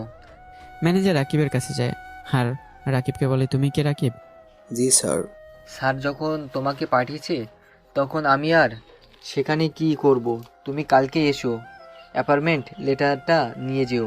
কিন্তু স্যার, আমার ইন্টারভিউ নেবেন না? ধন্যবাদ, লাগবে না, তুমি এখন আসতে পারো। লাগবে না, তোমার ইন্টারভিউ তোমাকে দিচ্ছি পাঠিয়ে, উনি বুঝে নেবেন, এখন তুমি আসতে পারো। তারপর রাকিব অফিস থেকে বের হয়ে ওর বাবা মাকে চাকরি হওয়ার ব্যাপারে বলে। ওনারা অনেক খুশি হয়। রাকিব ওখান থেকে বিয়ে বাড়িতে চলে আসে আর এসে তিথিকে খুঁজে বের করে। কি রে, এত তাড়াতাড়ি চলে এলি যে? আর তোর চাকরিটা হয়েছে? আমার চাকরিটা হয়েছে, সত্যি আজ আমার অনেক খুশি। কি কারণ বলতে যে তোকে ধন্যবাদ দেব আমার জানা নেই। সত্যি? আর আমি জানতাম তোর চাকরিটা হবে। তুই জানতি মানে? কি করে? আমি তো তোকে এইমাত্র জানালাম। মানে তোর আম্মু ফোন করে বলেছিল। ও আচ্ছা। এখন চল তো ভিতরে। এ লোকটা কোথায়? কোন লোক? তুই যার সাথে আমার পরিচয় করে দিয়েছিস, যার কথাতেই আমার চাকরি হয়েছে। খুঁজে দেখ, হয়তো আশেপাশে হবে। আচ্ছা, আমি দেখেছি। ওই তো উনি। কেমন আছেন? ভালো। তো তোমার চাকরিটা হয়েছে? সত্যি ভাইয়া, আপনি আমার আজকে যে উপকার করলেন, সত্যি তা সারা জীবন মনে রাখবো। সমস্যা নেই, ভালো করে এবং মন দিয়ে কাজ করবে। আমি এখন আসি। কোথায় যাবেন? কাজ আছে, পরে কথা বলি। ঠিক আছে ভাইয়া। সত্যি ভাইয়া, আপনার এই ঋণ আমি কখনো শোধ করতে পারবো না। আমি কিছুই করিনি। চাকরি নিয়ে বাবা মায়ের খেয়াল রাখবে, ওনারা যেন কষ্ট না পায়। ঠিক আছে ভাইয়া। আমি যাই, ম্যাডাম ডাকছে বলে আমি ইরার কাছে চলে গেলাম। এতক্ষণ কই ছিলে? এই তো ম্যাডাম, কাছাকাছি ছিলাম। এই আমি একটু পার্লারে যাব, তাই তাড়াতাড়ি গাড়ি বের করো। ঠিক আছে ম্যাডাম, আমি গাড়ি বের করে আনি। আর ইরা এসে গাড়িতে বসে, আমি গাড়ি ড্রাইভ করে ইরা কিনে পার্লারে যাই। ইরা ভেতরে চলে যায় আর আমি বাইরে অপেক্ষা করতে থাকি। কিছুক্ষণ পরে ইরা ওখান থেকে সেজে গুজে বের হয়ে আসে। আমি শুধু তাকিয়ে ইরাকে দেখছি। তুই এইভাবে তাকিয়ে থাকবি না, তাড়াতাড়ি চলবি, নয়তো অনুষ্ঠান শুরু হয়ে যাবে। হ্যাঁ চলেন। ইরা কিনে গাড়িতে বসে তিথিদের বাড়িতে চলে আসি। ও হ্যাঁ, আপনাদের তো বলাই হয়নি, আজকে তিথিদের বাড়িতে সঙ্গীত অনুষ্ঠান। এরা হয়তো এখানে গান গাইবে। সে যাই করুক, আমি না হয় আমার দায়িত্ব পালন করি, নয়তো কি না কি বলে ফেলবে। আর আপনাদের সবার দাওয়াত, গান গাইতে পারেন যারা তারা অনুষ্ঠানে আসবেন, আর যারা পারেন না তারাও আসবেন। এরপর বাড়ির সবাই দুপুরের খাওয়া শেষ করে সবাই যে যার মতো রুমে গিয়ে রেস্ট নেই, কেননা বিকেল অনুষ্ঠান শুরু হবে। রেস্ট নিয়ে একে একে সবাই বাড়ির সামনে চলে আসে, কেননা অনুষ্ঠান বাড়ির বাগানো হবে। অনুষ্ঠান শুরু হওয়ার আগে সবাই এখন উপস্থিত হয় আর একে একে অনেকেই গান গায় ওখানে। আমি খেয়াল করি এরা আর ওর বান্ধবীরা বসে আছে, কিন্তু গান গাইবে কিনা তা জানি না। তিথি আর তানু একসাথে স্টেজে উঠে বলে, আমরা এখন গান গাইবো না, আপনাদের সামনে গান গাইবে মিস্টার আকাশ। আমি তো ওদের কথা শুনে পড়ে অবাক, কেননা নিজেও জানি না ওরা এমন একটা কথা বলবে। আমি অনেকটা টেনশনে পড়ে গেলাম যে কি করব। কি হলো ভাইয়া, আসো। আর আমি তো গান গাইতে পারি না, পরে কি বলবো না কি বলবো সবাই যদি মাইন্ড করে। আমার কোনো কথাই শুনবো না, আপনাতে গাইতেই হবে। আমি অনেক ভেবে দেখলাম, কিন্তু কেয়ার করার। তানু আর তিথি জোর করে স্টেজে উঠালো। প্লিজ ভাইয়া গান। আমি মাইক হাতে নিয়ে গান গাইতে লাগলাম। তবে এই গানটা কিন্তু আমার অনেক প্রিয় একটা গান। আমি গান গাইতে শুরু করলাম, সুন মেরা শেহজাদি। এই গানটা আমি গাইলাম। গান শেষ হওয়ার পর সবাই আমাকে অভিনন্দন জানালো। বিশেষ করে তানু আর তিথি তো অনেক খুশি, কেননা আমি যেরকম একটা গান ওদের উপহার দেব, আর আমার গলাও যে এত ভালো তারা কল্পনা করতে পারেনি। এদিকে আমি শুধু ইরার দিকে তাকিয়ে আছি। একটু পর ইরাও আসলো আর আমাকে অভিনন্দন জানালো। আসলে এরা ভাবতে পারেনি যে আমি এত সুন্দর করে গান করি। সত্যি গানটা অসাধারণ হয়েছে। ধন্যবাদ ম্যাডাম। আমার গান শেষ হওয়ার সাথে সাথেই অনুষ্ঠান শেষ হলো আর সবাই যে যার রুমে চলে গেল। রাতে আমি ডিনার করে ছাদে গেলাম। ছাদে যাওয়ার পর আমি বাড়ির আশেপাশে কিছু মানুষের ছায়া দেখতে পাই। প্রথমে ভাবে বিয়ে বাড়িতে থাকা গেস্ট হবে হয়তো, আর তাই আমি সেদিকে খেয়াল করিনি। পরের দিন সকালে, ও আপনাদের তো বলতেই ভুলে গেছি, আজকে রং খেলা, যার কারণে আজকে অনেক রং নিয়ে এসেছে। এখানে রং খেলার জন্য সবাই উপস্থিত, কিন্তু ইরাকে কোথাও দেখা যাচ্ছে না। সেজন্য আমি ইরাকে খুঁজতে লাগি, কিন্তু বাড়ির আশেপাশে কোথাও দেখতে পাই না। সেজন্য আমি পুরো বাড়ি খুঁজি, কিন্তু কোথাও দেখতে পাইনি ইরাকে। আমি অনেক ঘাবড়ে যাই। পরে মনে পড়ে গত রাতে তো কয়েকজনের ছায়া দেখেছিলাম, তার মানে ওরা নয় তো। আমি কিছু ভাবতে পারছি না, শুধু একটাই চিন্তা, ইরার কিছু হলো না তো। পরক্ষণে আমার মনে হলো ছাদে তো যাওয়া হয়নি, সেজন্য আমি দৌড়ে ছাদে যাই। সেখানে গিয়ে দেখি ইরা দোলনায় বসে দোল খাচ্ছে। ইরাকে দেখি আমার যেন প্রাণ ফিরে এলো। কিছু বলবেন? আর আপনাকে এত স্ট্রেঞ্জ দেখাচ্ছে কেন? আপনি এখানে, আর আমি আপনাকে কোথায় না কোথায় খুঁজেছি। আপনার কোনো আইডিয়া আছে? আমি তো সকাল থেকে এখানে আছি। আপনি এখানে আমাকে আগে বলবেন না? আর একটু হলে তো। আর একটু হলে কি? কিছু না ম্যাডাম, আপনার হাতটা দিন তো। অবাক হয়ে, কেন? হাতটা দিন। না, দিব না। ম্যাডাম হাতটা দিন। না, আমি দিব না। আর তোর সাহস কি করে হয় আমার সাথে এভাবে কথা বলার? আমি এক প্রকার জোর করে ইরার আঙুলে একটা আংটি পরিয়ে দিই। তোর সাহস তো কম না, তুমি আমার হাতে আংটি পরিয়ে দিস? তোকে তো আমি। বলে আমাকে চড় মারতে যাবে, অমনি আমি ইরার হাত ধরে ফেলি। ম্যাডাম আমার কথাটাকে শুনুন তো। আমি তোর কোনো কথাই শুনতে চাই না। আমি এক্ষুনি এই আংটি ফেলে দিব। না ম্যাডাম, এমনটা করবেন না। এই আংটিতে জিপিএস ট্র্যাকার লাগানো আছে। মানে? এই আংটিতে আমি জিপিএস ট্র্যাকার লাগিয়ে দিয়েছি। এই আংটির মাধ্যমে আপনি পৃথিবীর যে প্রান্তেই থাকুন না কেন, আমি আপনাকে খুঁজে বের করতে পারবো। আর আপনি আমার থেকে 1 কিলোমিটার দূরে গেলেই আমার মোবাইলে অ্যালার্ম বাজতে থাকবে, আর আমি আপনাকে ট্র্যাক করে খুঁজে বের করতে পারবো। এবার বুঝেছি। ঠিক আছে, আমি সবসময় নিজের সাথেই রাখবো। চলুন ম্যাডাম, নিচে সবাই রং খেলছে। চলো। এরার আমি নিচে নেমে আসি। আমি নিচে নামতেই তানোয়া তিথি আমার মুখে রং লাগিয়ে দেয়। এরপর তিথি ইরার মুখে রং লাগিয়ে দেয়। এভাবে পরিবারের সবাই মিলে রং নিয়ে অনেক মজা করে। রং খেলতে খেলতে দুপুর হয়ে যায়, সেজন্য সবাই গোসল করতে চলে যায়। এরপর সবাই ড্রয়িং রুমে চলে আসে, আর সবাই একসাথে দুপুরের খাবার খেয়ে রেস্ট নিতে চলে যায়। শুধু আমি, তিথি, তানু আর রাকিব। আপনারা অনেকে রাকিবের কথা ভুলে গেছেন, নতুন করে আবার পরিচয় করে দিচ্ছি। আমরা 4 জন মিলে গল্প করতে থাকি।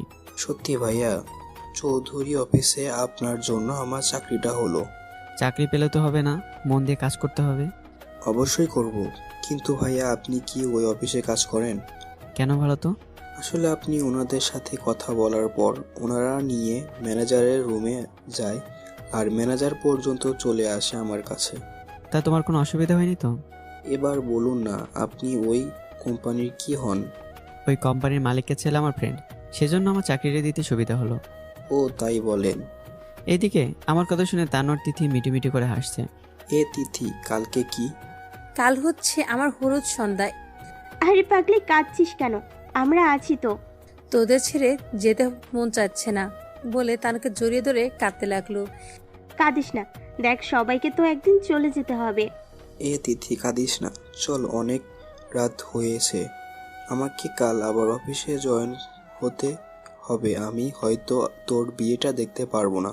কি বলিস? কাল আমার বিয়ে আর কালকেই তুই চলে যাবি? কে কোথায় যাচ্ছে? এরা কথাটা বলে আমাদের সাথে বসলো। দেখ না, রাকিবের চাকরি হয়েছে আর কাল নাকি ওর চাকরির প্রথম দিন, সে চলে যাবে। রাকিব ভাইয়া, আপনি অফিস থেকে 2 দিনের ছুটি নেন। কি বলিস? আমি গতকাল চাকরিটা পেয়েছি আর এখন পর্যন্ত অফিসে জয়েন করলাম না, ছুটি কিভাবে নেব? সেটাও তো ঠিক বলেছেন, কিন্তু কি করবেন? তাহলে কি চলে যাবেন? এর মধ্যেই রাকিবের মোবাইল একটা কল আসে। হ্যালো, আসসালামু আলাইকুম। ওয়ালাইকুম আসসালাম। কি বলছেন?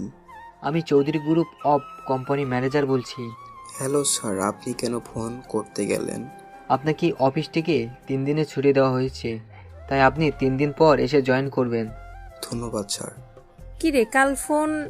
আরে, যে কোম্পানি ইন্টারভিউ দিতে গিয়েছিলাম ওই কোম্পানির ম্যানেজার ফোন করেছিল। কি বলেছিস? আমাকে 3 দিনের ছুটি দিল। সত্যি? এটা কি করে সম্ভব? চাকরিতে কখনো জয়েন করলো না, অথচ 3 দিনের ছুটি দিয়ে দিল। তাই তো, চাকরিতে এখনো জয়েন্ট করেনি, অথচ ছুটি পেল কি করে? কথা বলতে বলতে তানু তিথি আমার দিকে তাকায়, দেখে আমি মিটিমিটি করে হাসছি। তখনই ওদের আর বুঝতে বাকি রইল না যে যেখানে কোম্পানির চেয়ারম্যান আমাদের সাথে, সেখানে তো কোনো সমস্যা হতে পারে না বলে মিটিমিটি করে হাসতে থাকে। তোমরা এভাবে হাসছো কেন? সত্যি তিথি, আমি ভাবতে পারিনি ওনারা আমাকে আরও 3 দিন পর জয়েন হতে বলবে। সত্যি আজ ওনাদের জন্যই তোর বিয়েটা দেখে যেতে এবং আনন্দ করে যেতে পারবো। সত্যি। এবার একটু ফ্ল্যাশব্যাকে যাই। আমি যখন জানতে পারলাম রাকিব তিথির বিয়েতে থাকতে পারবে না, তখন রাকিব আর তিথির মুখটা কেমন মনমরা হয়ে গিয়েছিল। কেননা রাকিব তিথির বিয়েতে থাকতে পারবে না, সেজন্য মন খারাপ হয়ে গেল। সেজন্য আমি ফোন বের করে ম্যানেজারকে মেসেজ দিই। আচ্ছা চলুন, মেসেজটা কী ছিল একটু দেখে নেই। ম্যানেজার, গতকাল রাকিব নামে যে ছেলেটি চাকরির জন্য এসেছে, ওই ছেলেটিকে এক্ষুনি ফোন করে 3 দিনের ছুটি দিয়ে দিন, এটা আমার আদেশ। এরপর যা হলো তা আপনারা শুনতেই পারলেন। তাহলে তো ভালোই হলো, একসাথে বউবা তো আনন্দ করে যেতে পারবি। কিন্তু ওনারা কি করে জানলো যে আমার 3 দিন ছুটি লাগবে? হয়তো তোমার কিছু সমস্যার কারণে দেরি করে যেতে বলেছে, আর এমনি কোনো সমস্যা থাকতে পারে কাগজপত্রে, আর অনেক কিছু মেনটেন করেও চলতে হবে। আরে যাই হোক না কেন, এতে তো তোরই ভালো হবে, বল। ঠিক বলেছিস তো। কি বলে যে ওনাকে ধন্যবাদ দেব? আচ্ছা, যা হবার গেছে, এই নিয়ে আর কথা না বলাটাই ভালো। এই বডিগার্ড, তুই আমার সাথে আয়। ঠিক আছে ম্যাডাম, কিন্তু কোথায় যাবেন বলেন? জাহান নামে, তোকে আসতে বলছি, আয়। দেখুন ম্যাডাম, কোথায় যাবেন একটু বললে ভালো হয়, তাহলে সব কিছু ঠিক করে রাখা যাবে। বিয়ের দিনে পড়ার জন্য শপিং করতে যাব। কালকে নিশ্চয়ই পার্লারে যাবেন? হ্যাঁ যাবো তো, কিন্তু কেন? না ম্যাডাম, বলছি কি, যদি ওই দিন একসাথে শপিং আর পার্লার দুটোই একসাথে করা যায় তাহলে ভালো হতো না। তোর মাথা ঠিক আছে? এত সময় পাবো না। বিয়ের জন্য শাড়ি কিনতেই তো অনেক সময় লেগে যাবে। ম্যাডাম তবু এখন তো অনেক রাত হয়ে গেছে, আর রাস্তাঘাটও তো ভালো না। রাত হয়েছে তো কি? আমি এখনই যাব, মানে এখনই যাব। তাড়াতাড়ি গাড়ি বাহির কর। ঠিক আছে ম্যাডাম। হঠাৎ পিছন থেকে তানু বলে উঠলো, আমিও কি আসবো? দরকার নেই, আমি আমার সাথে অন্য কাউকে নিতে পারবো না। আর তুমি কেন যাবে আমাদের সাথে? প্লিজ নিয়ে জানা, ওর হয়তো কিছু কিনা বাকি রয়ে গেছে। ঠিক আছে, নিয়ে যাচ্ছি। অসহ্য।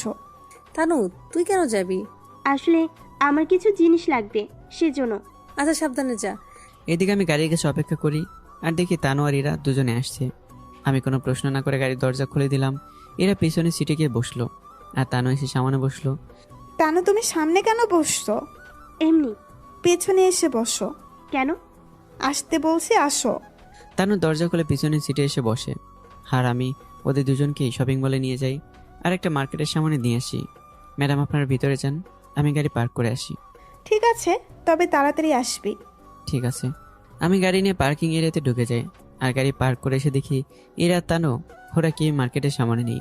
আমি ভাবছি ওরা হয়তো ভিতরে চলে গেছে, তাই আমি ভিতরে চলে যাই, আর দেখি ওরা দুজনেই একটা কসমেটিক্সের দোকানে ঢোকে। আমি ওদের পিছনে গিয়ে পৌঁছাই। এদিকে এরা ওখান থেকে অনেক কসমেটিক্স কিনে। আমি দেখলাম যে তানু শুধু কসমেটিক্স দেখে যাচ্ছে, কিন্তু একটাও কিনছে না।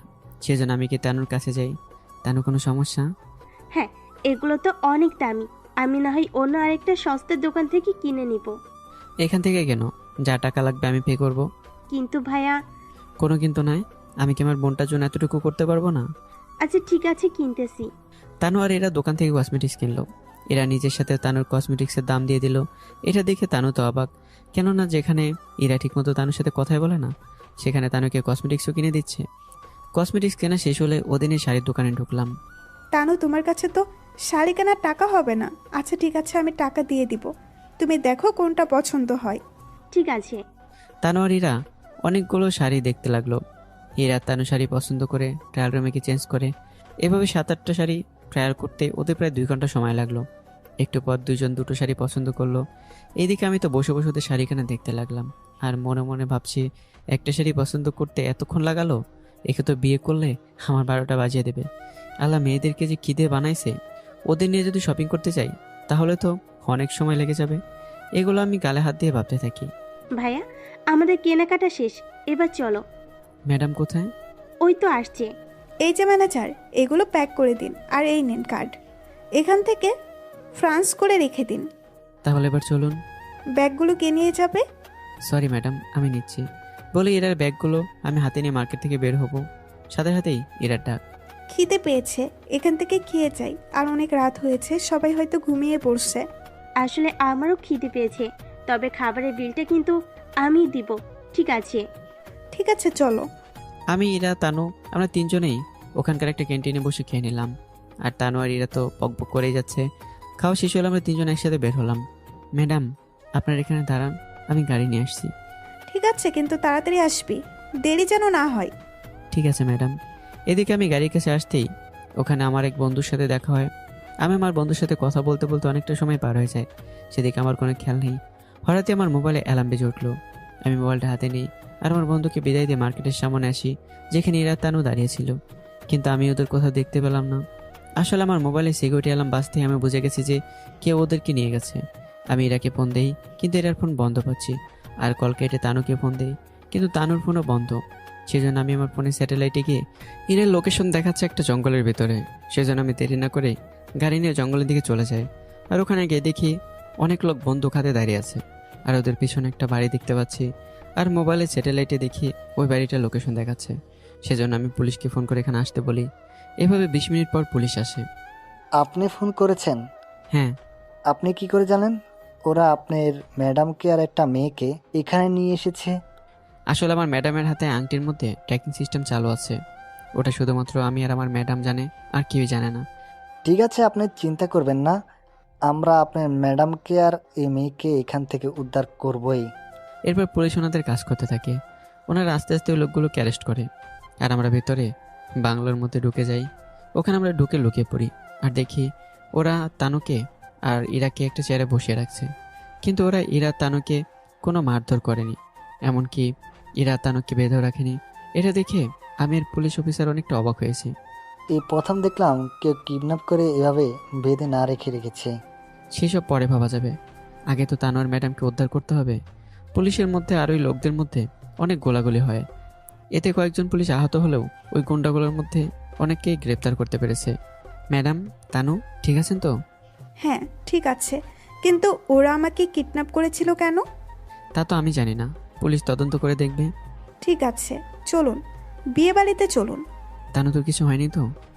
না, ওনারা আমাদের কি জন্য কিডন্যাপ করেছিল তা ওনারা বলেনি। আপনারা কোনো কিছু চিন্তা করবেন না, ব্যাপারটা আমরা দেখছি। আর আপনাদের আমাদের সাথে একটু থানা যেতে হবে, ওখানে কিছু সাইন করতে হবে, তারপর আবার চলে আসবেন। ঠিক আছে। এরা, তানু, ওরা তিনজন পুলিশের সাথে থানায় চলে গেল। এ নিন, এখানে সাইন করুন আর আপনাদের মোবাইল নাম্বারটা দিয়ে যান, যখনই আমরা কিছু জানতে পারবো আপনাদের জানাবো। সাইন করে মোবাইল নাম্বারটা দিয়ে চলে আসি। এরা, তানু গাড়ির পিছনের সিটে বসে আছে। ম্যাডাম, একটা প্রশ্ন করব? কি প্রশ্ন? ওরা আপনাদের কিভাবে কিডন্যাপ করলো? ভাই আমি বলছি। চলুন এবার একটু ফ্ল্যাশব্যাকে যাওয়া যাক। তুমি যখন পার্কিংয়ের জায়গা থেকে গাড়ি আনতে গেলে তখনই আমাদের সামনে একটা গাড়ি এসে দাঁড়ায়, আর আমরা কিছু বুঝে ওঠার আগেই ওরা আমাদের গাড়িতে উঠিয়ে নেয়। আর আমরা ওনাদের অনেক জিজ্ঞেস করি, কিন্তু ওরা আমাদের কোথায় নিয়ে যাচ্ছে এসব কিছুই বলেনি। তারা আমাদের এই বাংলোর মধ্যে আনে আর আমাদের চেয়ারে বসিয়ে রাখে। এদের লিডার কাকে যেন ফোন করে বলছিল, বস ওদের তো ধরে এনেছি, কিন্তু কোনটা আসল আর কোনটা নকল সেটা আমি জানি না, আর কোনটাকে আপনার কাছে পাঠাবো তাও জানি না। এখন কি করব বস? আর কিছু বলার আগেই তো তুমি পুলিশ নিয়ে চলে এসেছো। এবার বর্তমানে আসি। এবার তাহলে তো পুলিশদের সব জানানো দরকার, তবে আপনি কোনো চিন্তা করবেন না, আমি সব জানিয়ে দেবো ওনাদের। এখন বাড়িতে গেলে তো অনেক অনেক কিছু জিজ্ঞেস করবে, কি উত্তর দিব? এরা অনেকটা সাহস নিয়ে বলল, বলবে যে শপিং করার পর আমরা সিনেমা দেখেছি, সেজন্য দেরি হয়ে গেছে। ঠিক বলছেন, কেননা এখন রাত 3টা বাজে, কেউ জিজ্ঞেস করলে এটাই বলবে তানু। ঠিক আছে। এভাবে কথা বলতে বলতে আমরা বাসায় চলে আসি। অনেক কিছু জিজ্ঞাসা করতে লাগলো, এত দেরি কেন হলো, কি করেছি যে এত দেরি হলো। ওরা একে একে সব উত্তর দিতে লাগলো, যেমন হীরা বলেছিল, সেজন্য সবাই একসাথে একটাই উত্তর দিলাম। আচ্ছা, অনেক রাত হয়েছে, এবার ঘুমোতে যা। আমি, এরা, তানু আমরা সবাই রুমে চলে গেলাম। আর এদিকে আমি ফ্রেশ হয়ে থানায় ফোন করি। হ্যালো সি সাহেব। হ্যাঁ বলুন মিস্টার আকাশ। ওদের থেকে কিছু জানতে পেরেছেন? এখন তেমন কোনো কিছু জানতে পারিনি, ওরা বলতেছে ওরা নাকি টাকার জন্য কিডন্যাপ করেছে। না, ওরা টাকার জন্য ওদেরকে কিডন্যাপ করেনি। তা আপনি এত শিওর হয়ে কিভাবে বলছেন? তাহলে শুনুন, আমি গাড়ি করে আসার সময় ম্যাডামকে জিজ্ঞাসা করেছি, আর ওনারা আমাকে ঘটনাগুলো বলল। তাহলে আপনি ওই কথাগুলো আমাদের বলুন, তাহলে হয়তো আমাদের অনেক সুবিধা হবে। তাহলে আমি বলছি আপনি নোট করে রাখুন। তারপর তানু আমাকে যা যা বলেছে সব ঘটনা আমি ওসি সাহেবকে বললাম। তাহলে তো কেসটা আরও সহজ হয়ে গেল। আমরা ওদের কাছ থেকে নয়তো মোবাইল এর মাধ্যমে জানতে পারবো ওদের বসকে আর কাকে কোথায় পাঠানোর কথা বলছে। একটু তাড়াতাড়ি করবেন। ধন্যবাদ স্যার। ওসির সাথে কথা বলে ঘুমিয়ে পড়লাম। সকালে ঘুম থেকে উঠে ফ্রেশ হয়ে নেই। তবে আরেকটা কথা আপনাদের বলে দিই, আমি কিন্তু এই বিয়ে বাড়িতে আসার পর থেকেই বডিগার্ডের ইউনিফর্ম এখনও পরিনি। আর আজ তিথির বিয়ে বলে কথা। আমি এরা রুমে যাই। ম্যাডাম আসবো বলে যে না দরজায় টোকা দেবো, অমনি দরজা খুলে গেল। আর দরজার ভিতরে থাকা মানুষটিকে দেখে আমি চিৎকার দিয়ে উঠলাম। আর দরজার ভিতরে থাকা মানুষটিও চিৎকার দিয়ে উঠলো। চিৎকারের সাথে হাতেই আমি দরজা বন্ধ করে দিয়ে আমি হা হয়ে তাকিয়ে থাকলাম। আমি ভাবছি আমি এটা কী দেখলাম, যা দেখার কথা নয় তাই আমি এখন দেখে ফেললাম। আমি তখন শেষ। কিছুক্ষণ পর এরা বের হয়ে আসলো আর দরজা খুলতে বলতে শুরু করলো, তোর সাহস কি করে হয় রুমে দরজা নক না করে ঢোকার? ম্যাডাম আমার কি দোষ, আমি তো দরজায় টোকা দিলাম আর সাথে সাথে দরজা খুলে গেল। আচ্ছা ঠিক আছে, তুই কিছু দেখিসনি তো? আর কি কারণে ডেকেছিস? না ম্যাডাম, সত্যি আমি কিছু দেখিনি। আমি তো আপনাকে পার্লারে যাবেন কিনা সেজন্য ডেকেছি। রুমেই সাজবো, সত্যি তুই কিছু দেখিসনি তো? না ম্যাডাম, সত্যি কিছু দেখিনি। এরা দরজা বন্ধ করে রুমে সাজতে চলে গেল। এখন হয়তো আপনারা ভাবছেন আমি দরজা খুলে কি দেখেছিলাম। তার চলুন আপনাদেরকে বলছি। ছি, আপনাদের কোনো লজ্জা শরম নেই যে আপনার রুমের ভিতরে কি দেখেছি সেটা শোনার জন্য অপেক্ষা করছেন? যা দেখার দেখছি তা আপনাদের কাউকে বলবো না। আমি ভাবছি যেহেতু পার্লারে যেতে হবে তাহলে আমি একে রেডি হয়ে নিই। পরেক্ষণে ভাবলাম একবার তানোয়ার তিথিকে দেখে আসি ওরা ঠিক আছে কিনা। সেই জন্য আমি ওদের রুমের দিকে যেতে লাগলাম। ওয়াও, কি সুন্দর লাগছে আপনাকে। তোকেও তো কম সুন্দর লাগছে না? আমার দিকে তো একটু তাকান স্যার। সত্যি আজকে তানোর থেকেও তিথিকে সুন্দর লাগছে। বিয়ে তো আমার। ভাইয়া তুমিও না। আমি মনে মনে ভাবছি, সত্যি তো, আজকে তো তিথির বিয়ে, ওকে তো সুন্দর লাগবে। তা আপনার ম্যাডাম কোথায়? অনেকে দেখলাম তৈরি হচ্ছে। ঠিক আছে। এই তিথি, তোর বর এসে গেছে। তাহলে আমরা গিয়ে বর দেখে আসছি। এই যে আপনাকে বলছি, ভবিষ্যতে কারো রুমে ঢোকার আগে নক করে ঢুকবেন। কিন্তু ম্যাডাম আমি তো। বললাম না, আর বলতে হবে না। আমরা সবাই বর দেখতে নিচে নেমে এলাম।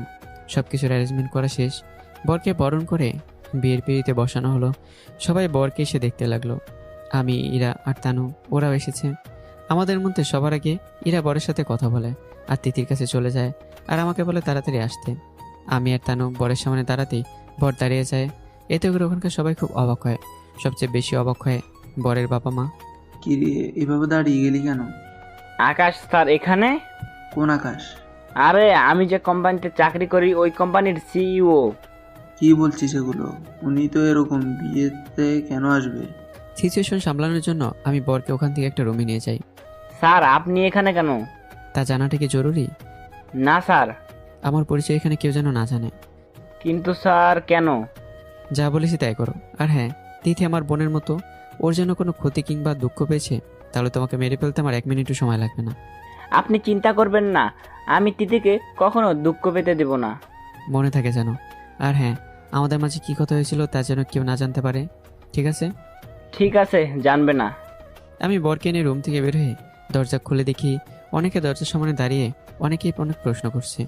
কারো কোনো প্রশ্নের উত্তর না দিয়ে বর বিয়ের বিড়িতে বসে যায়। কি রে, কি কথা হলো? তেমন কিছু না আব্বু, তুমি বিয়ে পড়ানোর জন্য বলো। এরপর সবার মতামতের পর বিয়ে পড়ানো হয়। অনেকটা সময় যাওয়ার পর বিয়ে পড়ানো শেষ হলো। এরপর খাওয়া দাওয়ার অনুষ্ঠান চলতে থাকে। আমি গিয়ে বরের সাথে বসে খাবার খাই। এ তো অনেকে অবাক হয়, তবে এতে আমার আর বরের কোনো মাথা ব্যথা নেই। আমরা দুজনেই খেয়ে যাচ্ছি। আর এদিকে ইরা এখানে এসে তো দেখে আমি বরের সাথে বসে খাবার খাচ্ছি।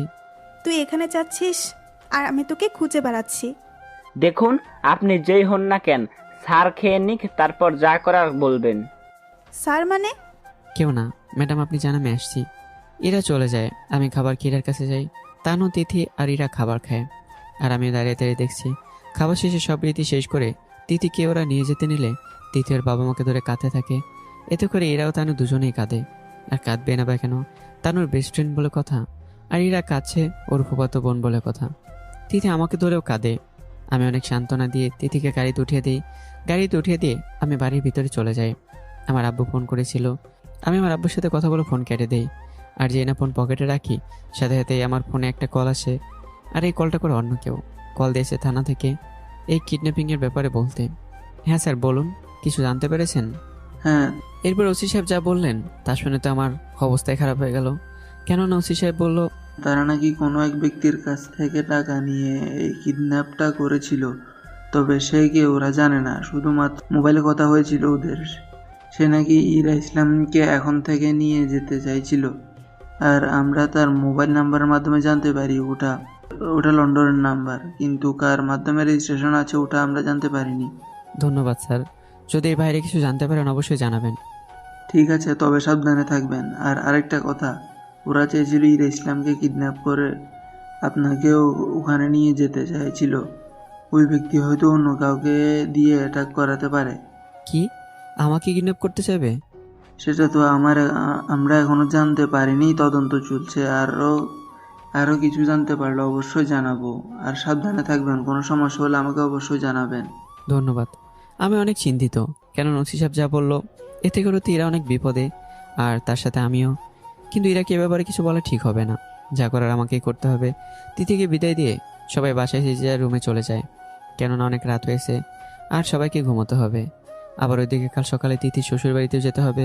পরদিন সকালে তানু আর ইরা এসে আমার রুমে হাজির, আর তানু আমাকে জাগিয়ে তোলে। আমি চোখ খুলে দেখি তানু আর ইরা দাঁড়িয়ে আছে।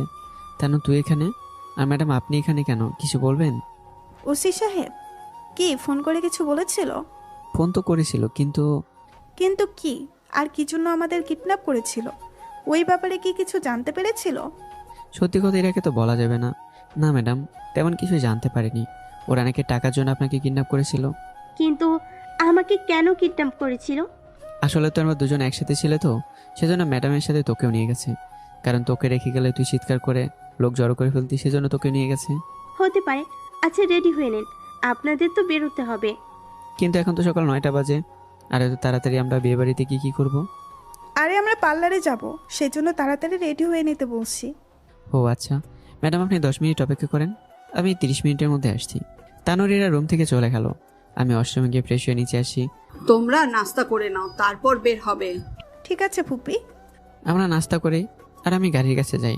একটু পরে এরা তানু গাড়িতে এসে বসলো আর আমি ওদের নিয়ে ড্রাইভ করে পার্লারে চলে গেলাম। গাড়ি চালানোর সময় আমি খেয়াল করলাম একটা গাড়ি আমাদের ফলো করছে, তা আমার চোখ এড়ায়নি। সেজন্য আমি তাড়াতাড়ি গাড়ি ড্রাইভ করে পার্লারে চলে আসি। এরা তানুকে ভেতরে ঢুকে দিয়ে আমি বাইরে অপেক্ষা করতে থাকি। ঠিক তখনই দেখলাম ওই গাড়িটা আমার সামনে দিয়ে চলে গেল। সেজন্য আমি দেরি না করে গাড়ি নিয়ে ওদের পিছু করতে থাকি। এক পর্যায়ে আমি ওদেরকে ওভারটেক করে ওদের সামনে যাই। আমি গাড়ি থেকে বের হবার সময় বন্দুক নিয়ে বের হই আর সবাইকে বের হতে বলি। ওরা 3 জন গাড়ি থেকে বের হয়। আমাদের ফলো কেন করছিলি? তাড়াতাড়ি বল, নয়তো এখানে মেরে রেখে দেবো। আমরা বলবো না। বন্দুক নিয়ে ওদের একজনের মাথায় ধরি। এবার বল, না হলে তোদের এখানে মেরে ফেলবো। বলছি সব বলছি। কিন্তু ওরা কিছু বলার আগেই কে একজন ওদেরকে গুলি করে মেরে ফেলে। আমি পিছনে তাকাতে দেখি একটা গাড়ি থেকে কেউ গুলি করলো। সেজন্য আমি গাড়ি নিয়ে ওদের পিছু করেও কোনো লাভ হয়নি। এর কথা মনে পড়তেই আমি গাড়ি নিয়ে পার্লারে চলে আসি। আর এসে দেখি ওরা এখনও সাজাই শেষ হয়নি। আমি ওদের দেখে একটু স্বস্তি বোধ করলাম। আমি ওখানে বসে ভাবতে লাগলাম, কে ওরা, আর আমাকে গুলি না করে ওদের কেন গুলি করে মেরে ফেললো? কে হতে পারে? এর রহস্যটা আমাকে জানতে হবে। এসে ভাবতে ভাবতেই তানোয়ারিরা বের হয়ে আসলো। কি ভাবছেন? এবার তাড়াতাড়ি চলুন। কিছু না, কিন্তু ম্যাডাম কোথায়? ওই তো আসছে। আমি পিছনে তাকাতেই ইরাকে দেখি, আর আজকে ইরাকে একদম পরীর মতো লাগছে। মনে যেন হচ্ছে গিয়ে ইরাকে জড়িয়ে ধরি। তোর ভাবনা চিন্তা শেষ হলে চল। হ্যাঁ চলুন। আমি ওদের গাড়িতে উঠে বাসায় নিয়ে আসি আর ওরা যে যার রুমে তৈরি হতে চলে যায়। আমি আমার রুমে চলে যাই। আমি আজকে একটা নীল পাঞ্জাবি, সাথে পায়জামা, নীল কালারের ঘড়ি, সানগ্লাস, চুলে স্প্যাক করা। আজকে আমাকে দেখলে যে কেউ ফিদা হয়ে যাবে। আমি রেডি হয়ে নিচে নেমে এলাম। আমাকে দেখে অনেকেই অবাক, কেননা আমার এই লোক আগে কেউ কখনো দেখেনি। ওখানে থাকা সব ছেলেরাও আমাকে দেখে হিংসে করছে, আর মেয়েরাও তো আমাকে চোখ দিয়ে খেয়ে ফেলছে। এদিকে এরা আর টানো নিচে নেমে এরাও অবাক। এরা তো আমাকে দেখে একেবারে ক্রাশ খাওয়ার মতো। ভাই সত্যি তোমাকে আজ অনেক সুন্দর লাগছে। এমনভাবে সাজার কি আছে, মনে হচ্ছে যেন ওই বিয়ে করতে যাচ্ছে। বলাতেই ওখানে থাকা অনেকে হেসে উঠলো। ওদের মধ্যে অনেকে বলল, আর যে যাই হোক না কেন, আপনাকে দেখে কিন্তু বডিগার্ড মনে হয় না, দেখে মনে হচ্ছে একজন হিরো। এইসবই বলা বলি করছিল ওরা সবাই। এইদিকে পরিবারের অন্য সদস্যরা রেডি হয়ে নিচে নেমে এলো আর সবাই একসাথে বাড়ি থেকে বের হয়ে এলো। যে যার গাড়িতে গিয়ে বসলো। আমি, ইরা, তানু, আমরা 3 জন একই গাড়িতে করে যাচ্ছি। আমি গাড়ি চালাচ্ছি আর বারবার লুকিং গ্লাস ইরাকে দেখছি, যা তানু ঠিকই খেয়াল করলো। ভাইয়া সামনে দেখে গাড়ি চালাও। আচমকে এই কথা বলাতেই আমি অনেকটা ভেবাচাকা খেয়ে যাই। সামনে দেখি তো চালাচ্ছি। এভাবে 20 মিনিট পর আমরা বিয়েবাড়িতে এসে পৌঁছালাম। গাড়ি থেকে নেমে গেট দিয়ে বাড়ির ভিতরে ঢুকে গেলাম আর সবাইকে গেটের সামনে দাঁড়িয়ে ভিতরে বরণ করে নিচ্ছে। ও, আপনাদের তো বরের নামটাই বলা হয়নি। বরের নাম হলো জসিম। কেমন আছেন স্যার? আলহামদুলিল্লাহ ভালো, তুমি? হ্যাঁ স্যার ভালো আছি, ভেতরে আসুন।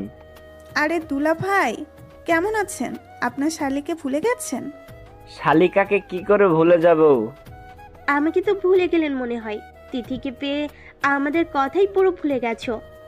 আসলে তা নয়, তোমরা ভিতরে যাও, আমি অন্য সদস্যের সাথে কথা বলে আসছি। আচ্ছা ভাইয়া। আমরা তিথির রুমের দিকে যেতে লাগলাম। যাওয়ার সময় খেয়াল করলাম অনেক মেয়ে আমার দিকে তাকিয়ে আছে, আর তাকিয়ে থাকবে না বা কেন? আমার আজকে লোক দেখলে যে কেউ প্রেমে পড়ে যাবে। আমি আর কোনো দিকে না তাকিয়েই তিথির রুমের দিকে চলে গেলাম। ওখানে গিয়ে দেখি তিথি ও রুমে বসে আর অনেক মেয়ের সাথে কথা বলছে, যদি ওদের কাউকেই আমরা চিনি না। কি রে এরা, এত দেরি করলি কেন? সরি, একটু সাজতে দেরি হয়ে গেছে, তার উপর রাস্তায় অনেক জ্যাম। তুই দাঁড়িয়ে আছিস কেন? বস এখানে। আকাশ ভাই আপনি কোথায় যাচ্ছেন? এই রুমে তো সব মেয়ে, তাই আমি ওখানে গিয়ে কি করবো, সেজন্য বাইরে যাচ্ছি। সমস্যা নাই, বসতে পারেন। আর তোমাদের সাথে পরিচয় করিয়ে দিই, এই হচ্ছে তানু, আমার বেস্ট ফ্রেন্ড। আর এই হচ্ছে এরা আমার মামাতো বোন। আর উনি হচ্ছে আকাশ ভাই, আমার বড় ভাইয়ের মতো, ধরতে গেলে বড় ভাই।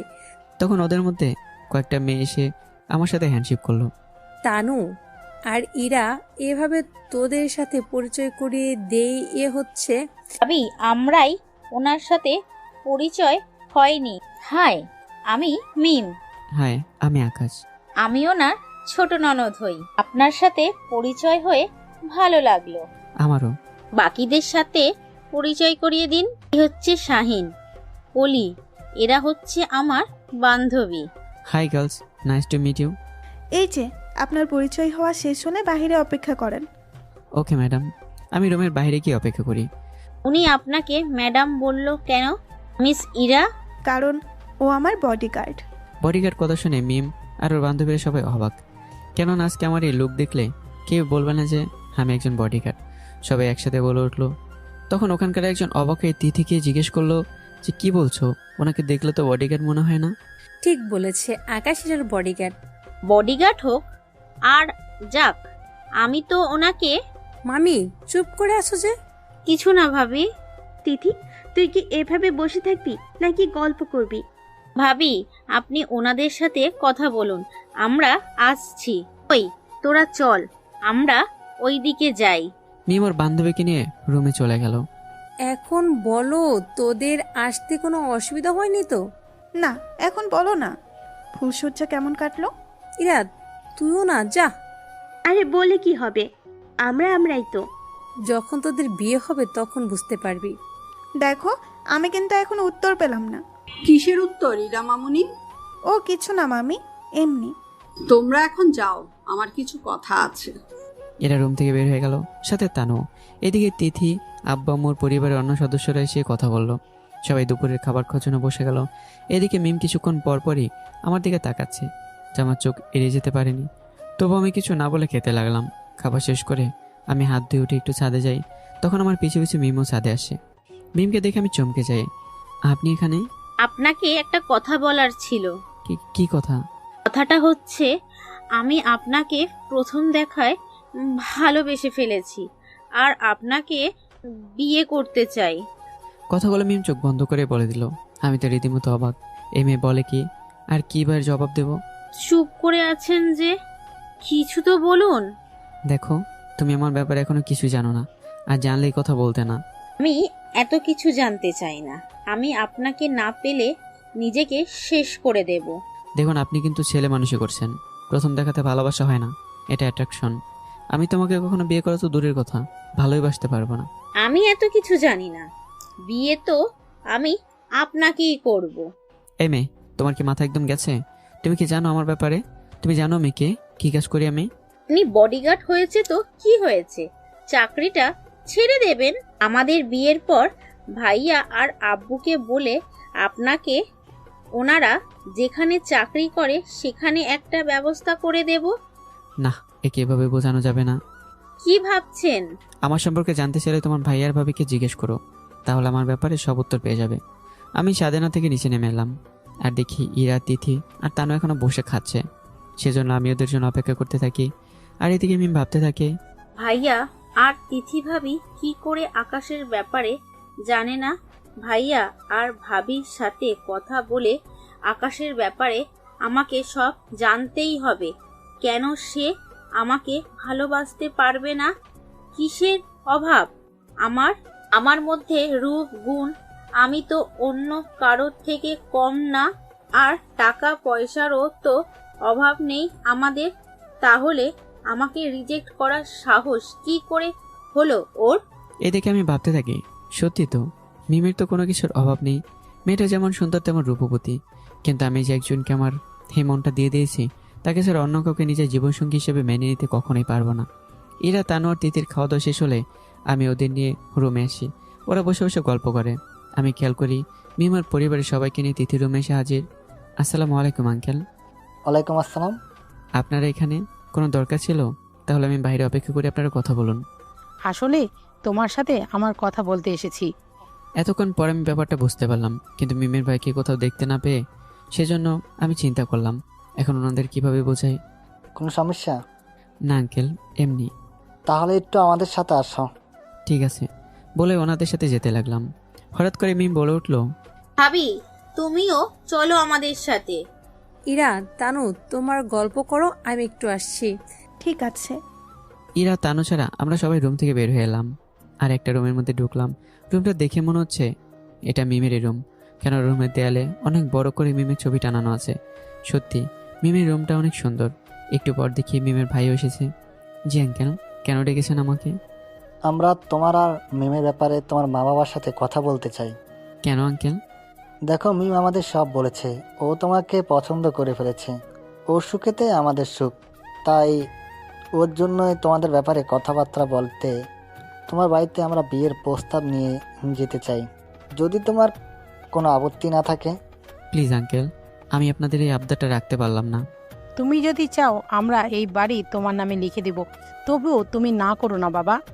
কি কারণে আমি আপনাদের মেয়েকে বিয়ে করতে পারবো না সে উত্তর না হয় আপনার পুত্রবধূ তিথি থেকে জেনে নেবেন, আর আমার পরিচয় আপনার বড় ছেলে জসিমের থেকে জেনে নেবেন। কথাটা বলেই আমি রুম থেকে বের হয়ে এলাম। আমার এমন কথায় মিমের আব্বু আম্মু দুজনেই জসিম আর তিথির দিকে তাকালেন। বোমা, বলো আকাশ কেন মিমকে বিয়ে করতে পারবে না? কারণ আকাশ আমার মামাতো বোন ইরাকে ভালোবাসে আর বিয়ে ইরাকেই করবে, সেজন্যই মিমকেও বিয়ে করতে পারবে না। কিন্তু ও তো ইরার বডিগার্ড। কিন্তু ইরা কি আকাশকে কখনো বিয়ে করবে? আর ইরার তো এত টাকা পয়সা নাই যে ওর বডিগার্ডরে বিয়ে করবে।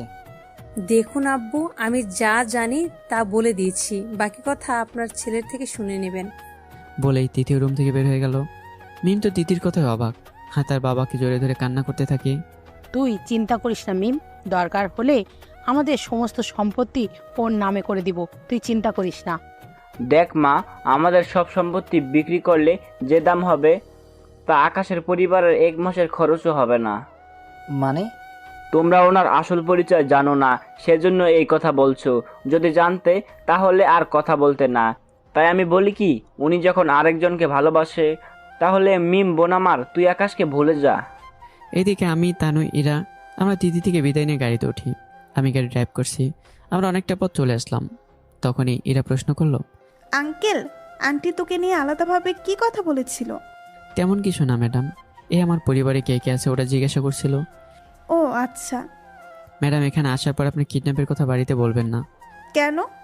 জানলে ওনারা শুধু শুধু চিন্তা করবে। ঠিক আছে, বলবো না। আর ম্যাডাম, কখনোই আংটিটা হাত থেকে খুলবেন না। এইদিকে আমি গাড়ি ড্রাইভ করে তানুকের বাসায় নামিয়ে দিই। তানুকে বিদায় দিয়ে আমি গাড়ি ড্রাইভ করে ইরাদের বাসায় চলে আসি। ইরা গাড়ি থেকে নেমে ওর আব্বুকে জড়িয়ে ধরে। কেমন আছো আব্বু? এই তো মা, ভালো আছি। তুই কেমন আছিস? এই তো আব্বু, অনেক ভালো। তা তোমার ফুফাতো বোনের বিয়েতে কেমন মজা করলে?